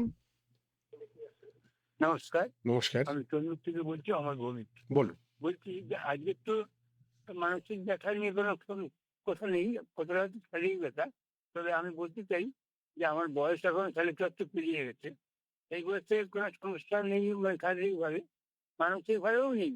তবুও একটা কথা ডাক্তারবাবুকে জিজ্ঞেস করতে চাই যে শারীরিক মানসিক ব্যথা তো এক জায়গায় মিলেমিশে সমুদ্র নদীর জল এক হয়ে যায়। তা সেক্ষেত্রে কি করণীয় যদি করতে পারে বলেন, তাহলে নিশ্চয়ই উপকৃত হতাম। নমস্কার আপনাকে। একটু দার্শনিক প্রশ্ন হলো। যাই হোক, তবু হ্যাঁ, আমি ওনাকে এটাই অ্যাডভাইস করব, আপনি কোনো কিছু নিয়ে ভাববেন না, টেনশন কম করুন। এবং একটু হাঁটুন, সবার সাথে মিলেমিশে থাকুন, দেখবেন তাতেই ভালো থাকবেন। আমাদের হোয়াটসঅ্যাপে প্রশ্ন এসছে সুপ্রিয়া পোদ্দার ব্যারাকপুর থেকে, বলছেন মেরুদণ্ডের শেষ মাথায় ব্যথা, বেশি কাজ করলে সাইকেল চালালে ব্যথাটা বাড়ে, চিনচিন করে, কি করলে ব্যথা কমবে? এটা মূলত যেটা উনি বলতে চাইছেন, আমার ধারণা এটা কক্সিডাইনিয়া বলে এক ধরনের রোগ হয়। মানে শিরদাঁড়ার একদম নিচের প্রান্তে যে একটা হাড় আছে কক্সিস বলে, সেটার কিন্তু এক ধরনের একটা ব্যথা। সেখান থেকে একটা ডিফর্মিটি থাকে, তার জন্য ব্যথা। এবং এটার মেইন যেটা করতে হয়, কোনো সময়ই শক্ত জায়গাতে উনি যেন না বসেন। মানে একটা সোফা হোক বা একটা নরম কিছু হোক, বা কিছু যদি না থাকে এটলিস্ট একটা চাদর বা তোয়ালে পেতে একটু নরম করে বসা। এই জিনিসটা কিন্তু করতে হবে। ফোনে কে আছেন আমাদের সাথে? নমস্কার। নমস্কার। নমস্কার। হুম, আমি জানতে চাইছি যে আমার আপনার দীর্ঘদিনের নামটা? সায়াটিকার আমার নাম কল্যাণী দাস। বলুন। তো আমার দীর্ঘদিন ধরে সায়াটিকার যন্ত্রণা হয় পায়েতে। কিন্তু কোমরে কোনো ব্যথা হয় না। নয় ডান পা নয় বাঁ পা। যে নয় একটা পায়ে হয়। তো এটা ভীষণ যন্ত্রণাদায়ক হয়, কাজ করা যায় না তখন খুবই কষ্ট হয়। তো এটা আর ডাক্তার যখন যদি ঘাড়ে খুব ব্যথা হয় তখন আমি বালিশ ছাড়া শুই। তো কি করলে এগুলো থেকে রেহাই পাওয়া যাবে যদি একটু দেখতে পারে? বেশ, শুনতে থাকুন। ফোনে যে প্রশ্ন ছিল সেটা জানতে চাইব। হ্যাঁ, ওনার যেটা বলছেন একটা কোমর থেকে পায়ের দিকে ব্যথা নামছে সায়াটিকার মতন। তো এগুলো কিছু আমি জানি না ওনার এমআরআই করা আছে কিনা, এমআরআই থাকলেও বা কতটা নার্ভের উপর চাপ পড়ছে। তো আ আশা করছি এতদিনে অনেক পেইন কিলার বা ওইসব খেয়ে নিয়েছেন। এরপরে যেটা করা যায় সেটা হচ্ছে কিছু নতুন ইন্টারভেনশন এসছে। মানে কোমরের কিছু ইন্টারভেনশন হয়। আ ওই যে নার্ভের থেকে ব্যথাটা হচ্ছে সেখানে কিন্তু না, মানে এক ধরনের একটা এপিডুরাল ব্লক বলে। ট্রান্সফরমিনাল টিএফই বলে, ট্রান্সফরমিনাল এপিডুরাল ব্লক। সেটা করলে কিন্তু অনেকটাই কম হয়। এবং ঘাড়ের যেটা একটা উনি সমস্যা বলছেন, যে আ বালিশ ছাড়া শুচ্ছি, সেটা কিন্তু খুব একটা রিকমেন্ডেড না। আপনি খুব নরমেও শোবেন না, আবার খুব শক্ততেও শোবেন না। কিন্তু একটা বালিশ যেন থাকে। যেহেতু ওখানে একটা কনট্যুর আছে, সেই কনট্যুরটা কিন্তু মেইনটেইন করতে হয়। একদম বালিশ ছাড়া কিন্তু শোয়াটা কিন্তু রিকমেন্ডেড নয়। ফোনে আছেন, ফোনে যাব। কিন্তু তার আগে একটা প্রশ্ন, সেটা হচ্ছে যে এই যে শোয়ার ব্যাপারটা আপনি বললেন, সেক্ষেত্রে কিরকম জায়গায় শুলে, মানে খুব নরম গদিতে, বা অনেকে বলে ছোবরার গদিতে শোবেন, বা শক্ত একেবারে তক্ত বসে কেউ শুচ্ছেন। সেক্ষেত্রে কিরকম জায়গায় শুলে পিঠের ঘাড়ের ব্যথা হবে না, বা হলেও বা কিরম জায়গায় শোবেন? খুব সফটে শোয়া কিন্তু যাবে না। একদম যেটা মানে আ অনেক ক্ষেত্রে দেখা যায় যে হোটেলের যেরকম বিছানা হয় যে প্রচন্ড নরম, একদম ঢুকে যাচ্ছি, সেগুলো কিন্তু শোয়া যাবে না। আমরা বলি যে ফার্ম, মানে খুব শক্তও না, একদম শক্ত না, মেঝেও নয়, আবার একদম নরমও নয়। ফার্ম যে ম্যাট্রেস গুলো হয় সেগুলোতে কিন্তু শুতে হবে। ফোনে ফোনে কে আছেন এবারে? হ্যালো। হ্যাঁ, শুনছি, বলুন। হ্যাঁ, আমি শ্যামপুর হাওড়া থেকে নবীন পড়িয়া বলছি। বলুন। আমার বয়স 61। আচ্ছা, আমার ডাক্তারবাবু এবং আপনাকে সবাইকে নমস্কার। নমস্কার তো আপনাকে। হ্যাঁ, আমার হচ্ছে এখন হাইপার টেনশনও নেই আর কানের সমস্যাও নেই। কিন্তু আমার শুতে গেলে শুতে গেলেই প্রচন্ড মাথা ঘুরে এবং উঠতে গেলেও মাথা ঘুরে। এর কারণটা একটু যদি ডাক্তারবাবু বলেন খুব ভালো হয়। শুনতে থাকুন আপনি। হ্যাঁ, মাথা ঘোরা জেনারেলি যেটা হয় মানে সার্ভাইকাল স্পন্ডাইলোসিস থেকে, মানে আ ঘাড়ের যদি কোনো ডিজেনারেটিভ আ মানে স্পন্ডাইলোসিস থাকে, সেটা হতে পারে। এটা ছাড়া কানের সমস্যা থেকে হতে পারে, কখনো, কখনো চোখের সমস্যা থেকে হতে, চোখেরও আমি জানি না পাওয়ার দেখিয়েছেন কিনা, চোখের পাওয়ারটা একবার দেখিয়ে নেবেন। এবং কিছু, কিছু কানের সমস্যা থেকে হয়। এবার সেটা আপনাকে দেখতে হবে যে কানের থেকে হচ্ছে কিনা। অনেক সময় যাদের হাড়ের ব্যথা থাকে, অনেকে বলে যে রাত বাড়লে নাকি হাড়ের ব্যথা বাড়ে। এটা কেন হয়? রাত বা এখানে একটা ব্যাপার আছে। যে ব্যাপারটা হচ্ছে ব্যথা, ধরুন কোমরে ব্যথা। কোমরে ব্যথা কিন্তু ২ রকমের। মানে একটাকে বলি ইনফ্ল্যামেটরি, একটাকে বলি নন ইনফ্ল্যামেটরি। নন ইনফ্ল্যামেটরি মানে হচ্ছে ধরুন যেটা ডিজেনারেটিভ, মানে যেটা বয়সকালের ব্যথা, সেটা হচ্ছে নন ইনফ্ল্যামেটরি। সেই ব্যথা কিন্তু যত মানে সন্ধ্যেবেলা হবে, রাত হবে, তত কিন্তু বাড়বে। আর যত রেস্ট নেবেন কমে যাবে। আবার যেটা ইনফ্ল্যামেটরি ব্যথা, মানে যেরকম কিছু রোগ আছে আর্থ্রাইটিস এর মতন, স্পন্ডালো আর্থ্রোপ্যাথি বলে, সেগুলো কিন্তু আ রেস্ট নিলে বেড়ে যাবে। আপনি একটু অ্যাক্টিভিটি, একটু হাঁটলেন-টাটলেন, তখন আবার মনে হবে আমার তো কিছুই নেই, খুব ভালো আছি। আবার যেই একটু রেস্টে থাকবেন বা একটু ঘুমোলেন, সকালবেলা উঠলেন, আপনি আর উঠতে পারছেন না। তো এইটা কিন্তু খুব ইম্পোর্টেন্ট জিনিস। মানে এটা ডিজেনারেটিভ হলে কিন্তু রাত বাড়লে একটু বেড়ে যায় ব্যথাটা। ঠিক তাই। মৈনাক ব্যানার্জি শ্রীরামপুর থেকে হোয়াটসঅ্যাপ করেছেন, রাইটার্স ক্র্যাম্প থাকলে কোন ধরনের গ্লাভস ব্যবহার করে লেখার অসুবিধা কম করা যায়? রাইটার্স ক্যাম্পে কিন্তু খুব ভালো গ্লাভস পরে যে খুব কমে যায় তা কিন্তু নয়, হ্যাঁ? এটার এখন রাইটার্স ক্যাম্পটা এক্সাক্টলি সেটাই আছে না ওনার কার্পেল টানেল সিনড্রোম আছে, মানে যেখানে ভেতরের মিডিয়ান নার্ভ বলে একটা নার্ভ আছে, সেটার কোনো চাপ পড়ছে কিনা, সেটা কিন্তু এক ধরনের নার্ভের একটা টেস্ট হয়, এনসিবি টেস্ট বলে, সেটা কিন্তু করে আমাদের দেখতে হয়। মানে ওনার কি ডায়াগনোজড যে রাইটার্স ক্যাম্প, সেটা কিন্তু আগে জানতে হবে। ফোনে কেউ আছেন আমাদের সাথে? 22488085 এ কে আছেন আমাদের সাথে? হ্যালো, শুনতে পাচ্ছি, বলুন। আমি খাইয়া হাওড়া থেকে রাধাকান্ত বোধক বলছি। বলুন আপনার কি প্রশ্ন রয়েছে? বয়স 69। আমার প্রায় মাস ৫-৬ দুটো হাতের কনুইগুলো যন্ত্রণা, ওই ব্যথা বলতে পারি। ডাক্তার দেখিয়েছিলেন কিন্তু ভালো হচ্ছে না। তারপরে আরেকটা বলি, মানে নিচু বালিশে শুলে তো ঘাড়ে একটু হয়, সকালবেলা দেখি যে ঘাড় ঘোরাতে গেলে কিন্তু এখন ২ সপ্তাহ হবে আমি একটু কম বালিশের ওপর কম্বলটা ভাঁজ করে মাথা দিই।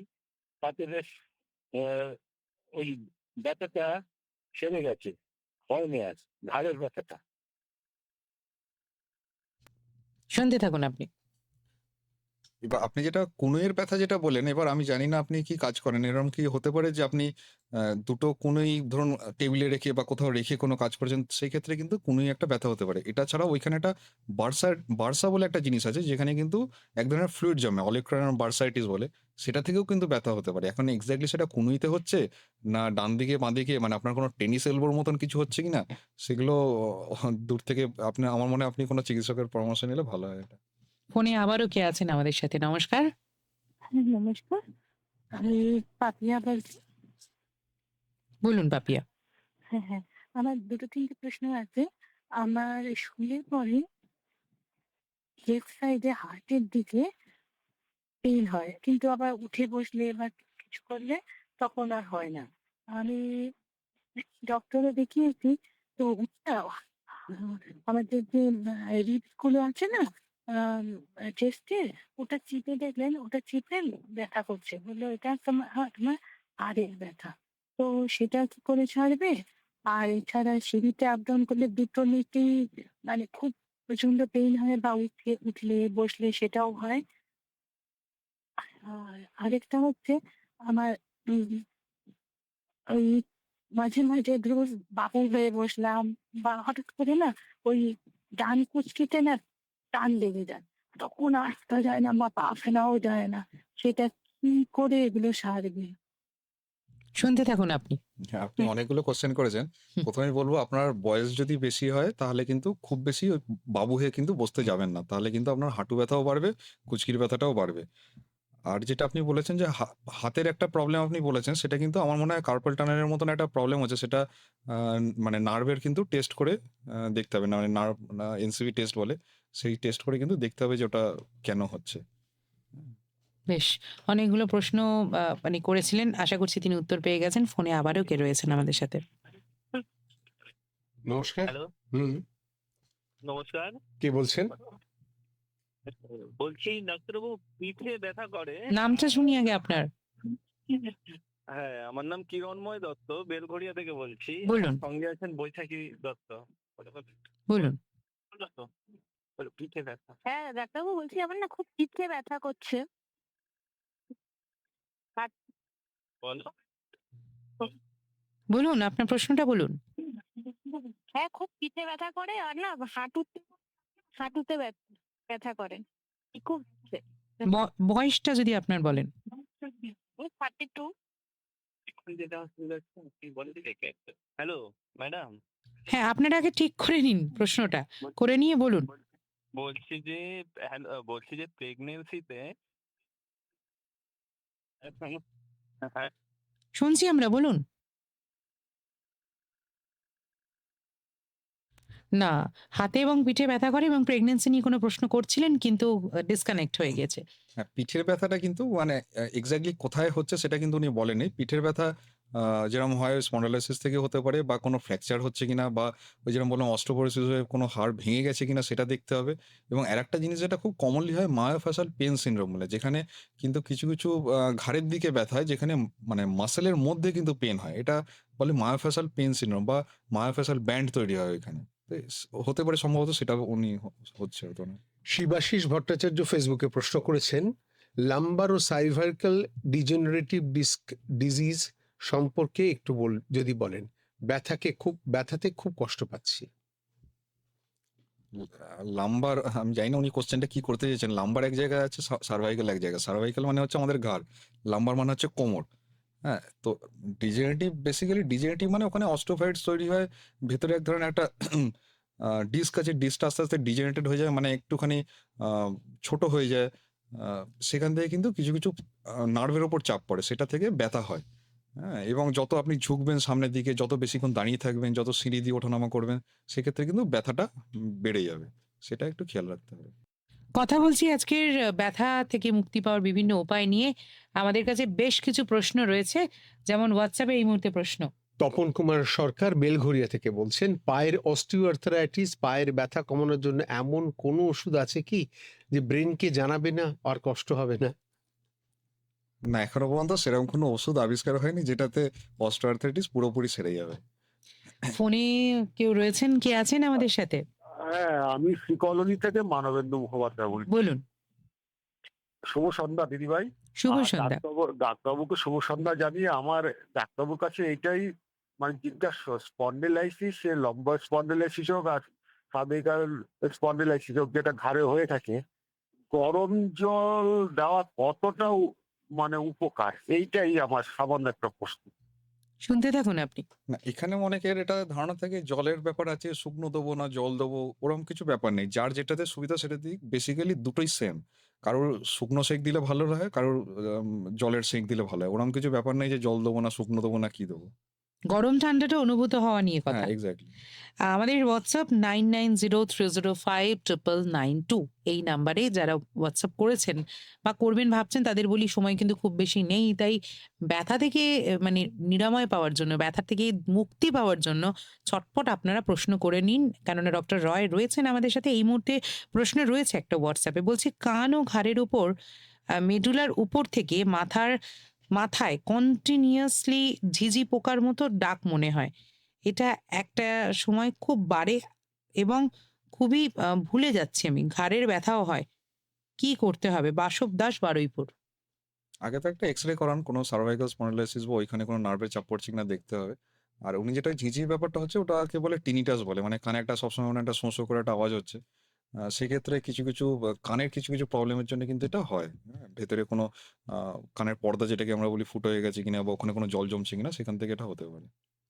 বেশ। ফোনে আছেন কে? 22488085 এ। নমস্কার। হ্যালো, শুনছি, বলুন, আমি গোবিন্দচন্দ্র দে, নন্দীবাগান হাউস থেকে বলছি। বলুন। আমার পায়ের পায়ের যে মাসেল আছে ওখানে আমি একদম হাঁটতে পারি না। পায়ের সমস্ত শক্তি মনে কেড়ে নিয়ে আমার একটা স্ট্রোক হয়েছিল। বেশ, প্রশ্নটা কি আপনার? প্রশ্ন হলো, আমি পায়ে একদম কোনো জড়ি বলে হাঁটার জন্য। আমার বয়স 67। শুনতে থাকুন আপনি। আ আপনি যেটা বলতে চাইছেন আমার মনে হয় আপনার কোনো ব্যথা নেই, কিন্তু স্ট্রোকের জন্যে প্যারালাইসিস থেকে আপনি হাঁটতে পারছেন না। মানে আপনার পেশিটা দুর্বল হয়ে গেছে, উইকনেস হয়ে গেছে। তো সেক্ষেত্রে এখন দেখতে হবে আপনার পাটা কি বেঁকে যাচ্ছে? মানে কোনো ডিফর্মিটি হয়ে আছে? নাকি পাটা আ এমনি ঠিক আছে কিন্তু আপনি কোনো নাড়াতে পারছেন না। তাহলে ১ম দিকে কিছু ফিজিওথেরাপি করতে হয়। যদি পা বেঁকে থাকে তাহলে কিছু ইনজেকশন আছে, সেরকম বোটুলিনাম টক্সিন বলে একটা ইনজেকশন হয়, সেটা নিতে পারেন। এবং সবথেকে বড় কথা, আগেও যেরকম আমি বলছিলাম, কিছু, কিছু ওই স্পেসিফিক কাস্টম মেড আমাদের কিছু, কিছু জিনিস এখন পাওয়া যায়। যেমন ধরুন কারোর পাটা খুব নিচের দিকে, স্ট্রোকের পরে জেনারেলি যেটা হয় পাটা এরকম নিচের দিকে ঝুলে থাকে, পা সোজা করতে পারে না। তখন কিন্তু কিছু পায়ের এক ধরনের একটা অর্থোসিস বলি আমরা, বা পায়ের পেছন দিক দিয়ে একটা জিনিস পড়তে হয়। সেটা পড়লে কিন্তু অনেকটাই হাঁটাটা ইজি হয়ে যায়। তো আমার মনে হয় আপনি কোনো ভালো চিকিৎসকের পরামর্শ নিলে সেটা হয়তো করতে পারবেন। কোচবিহার থেকে সুবীর দে বলছেন, আমার বয়স 53, আমার ঘাড় থেকে ব্যথা হয়ে মাথার পিছন দিকে উঠে যায় এবং অনেকক্ষণ থাকে, এর কারণ কি? এটাও আমার ধারণা ওনার সার্ভিক্যাল স্পন্ডিলাইসিস থেকেই হচ্ছে। এবং কিছু, কিছু ওই যেরকম বললাম মায়োফাসাল পেইন সিনড্রোম বলে কিছু, কিছু ব্যান্ড তৈরি হয় মাসলে, সেটা থেকেই হতে পারে। মাথার সামনের দিকে আসছে কিনা দেখতে হবে, চোখের কোনো সমস্যা হচ্ছে কিনা দেখতে হবে। এক্ষেত্রে আমি আরেকটা জিনিস বলে রাখি, যাদের আর্থ্রাইটিস আছে কিছু, কিছু ক্ষেত্রে কিন্তু তার হয়তো ব্যথাটা আগে না, চোখের প্রবলেম কিন্তু আগে দেখা দিতে পারে। মানে চোখ লাল হয়ে যাওয়া, চোখে ব্যথা হওয়া, সেটা কিন্তু বাতের জন্যই হচ্ছে। তো সেটা কিন্তু একটু মাথায় রাখতে হবে যে চোখের সমস্যা থেকে অনেক সময় পিছন দিকেও ব্যথা হয়, বা কিছু, কিছু আর্থ্রাইটিসেও কিন্তু চোখের সমস্যা দেখা দেয়। স্ট্রেস থেকে কি কোনো রকম ব্যথা যন্ত্রণা হয়? স্ট্রেস থেকে হয়, ব্যথা হয়। একটা রোগ আছে ফাইব্রোমাইলজিয়া বলে, যেটাতে অ্যাকচুয়ালি কোনো কিন্তু সেইভাবে অর্গানিক কিছু পাওয়া যায়নি যে এটার জন্য হচ্ছে। দেখা যাচ্ছে চারিদিকে ব্যথা, ভালো লাগছে না আমার। খুব একটা ডিফিউজ একটা সিম্পটম, কোনো নন স্পেসিফিক সিম্পটম বলি আমরা। মানে কোনো কিছুর মধ্যে ফেলতে পারছি না যে এটা নয়, এটা নয়। তার কিন্তু ফাইব্রোমাইয়ালজিয়া আছে এবং তার কিন্তু স্ট্রেস থেকেই সেটা হচ্ছে। ঘুম কম হয়ে যাওয়া। উনি কি আছেন? নমস্কার। নমস্কার, আপনাদের সবাইকে নমস্কার, আর ডাক্তারবাবুকেও নমস্কার। বলুন, আমি বিজয় দালাল বলছি, নালিকুল বন্দিপুর হুগলি থেকে। বলুন। আমার স্ত্রীর বয়স হচ্ছে 61। এবার আমার স্ত্রীর ওই দুটো হাঁটুই আমরা ডাক্তারবাবুকে দেখিয়েছিলাম, উনি বলছেন যে হাঁটু দুটি মানে রিপ্লেসমেন্ট করতে হবে, কিন্তু উনি তো ভয় খাচ্ছেন খুব। আচ্ছা, আমি একটা কথাই এই ডাক্তারবাবুকে জানতে চাইছি যে ওই রিপ্লেসমেন্ট ছাড়া কি অন্য উপায় নেই যে মোটামুটি ঠিক থাকবে একটা?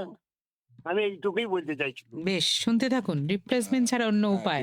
রিপ্লেসমেন্ট দেখুন, এখন ব্যাপারটা হচ্ছে এটা আ হাঁটুর একটা গ্রেড আছে যে অস্টিওআর্থ্রাইটিস এর গ্রেড কি? যদি গ্রেড 4 হয়ে যায়, গ্রেড 4 টা বেসিক্যালি দুটো যে হাড় আছে, দুটো হাড় একদম ওপর-নিচ হয়ে যায়। মানে মাঝখানে কোনো জায়গাই থাকে না। সেটাতে কিন্তু আর কোনো উপায় নেই।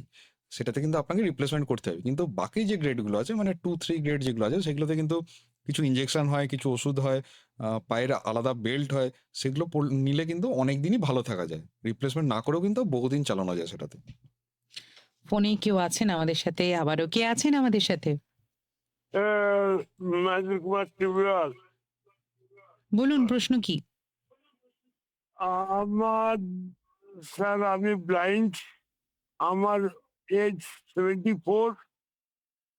15-20 মিনিট যদি আমি হাঁটতে হাঁটতে যদি যাই, তা আমি মতো একদম পুজোর মতন হয়ে যাই। হ্যাঁ, তখন আমাকে বসতেই হবে, আমি আসতে পারবো না।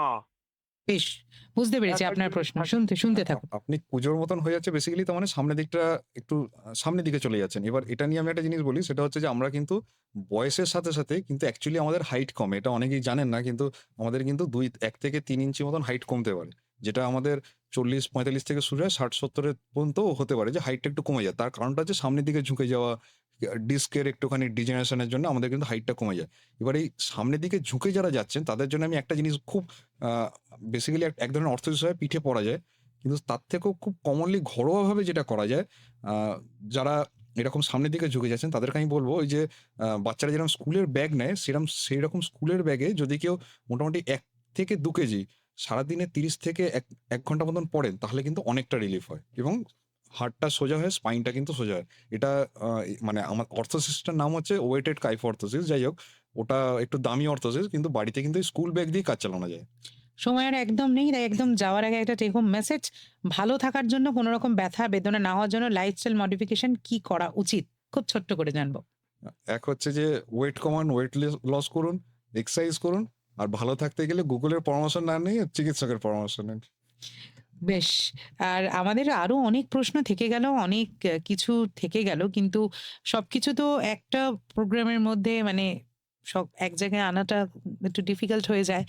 তাই বলবো যে আজকের মতো আরোগ্য থেকে আমরা বিদায় নিচ্ছি। মৌসুমী সঞ্জয় বিদায় নিচ্ছে। ডক্টর রয় এতক্ষণ আমাদের সাথে ছিলেন। ডক্টর তুহিন রয় বিভিন্ন ব্যথা থেকে মানে মুক্তি পাওয়ার উপায় তিনি কিন্তু আমাদেরকে বাতলে দিলেন।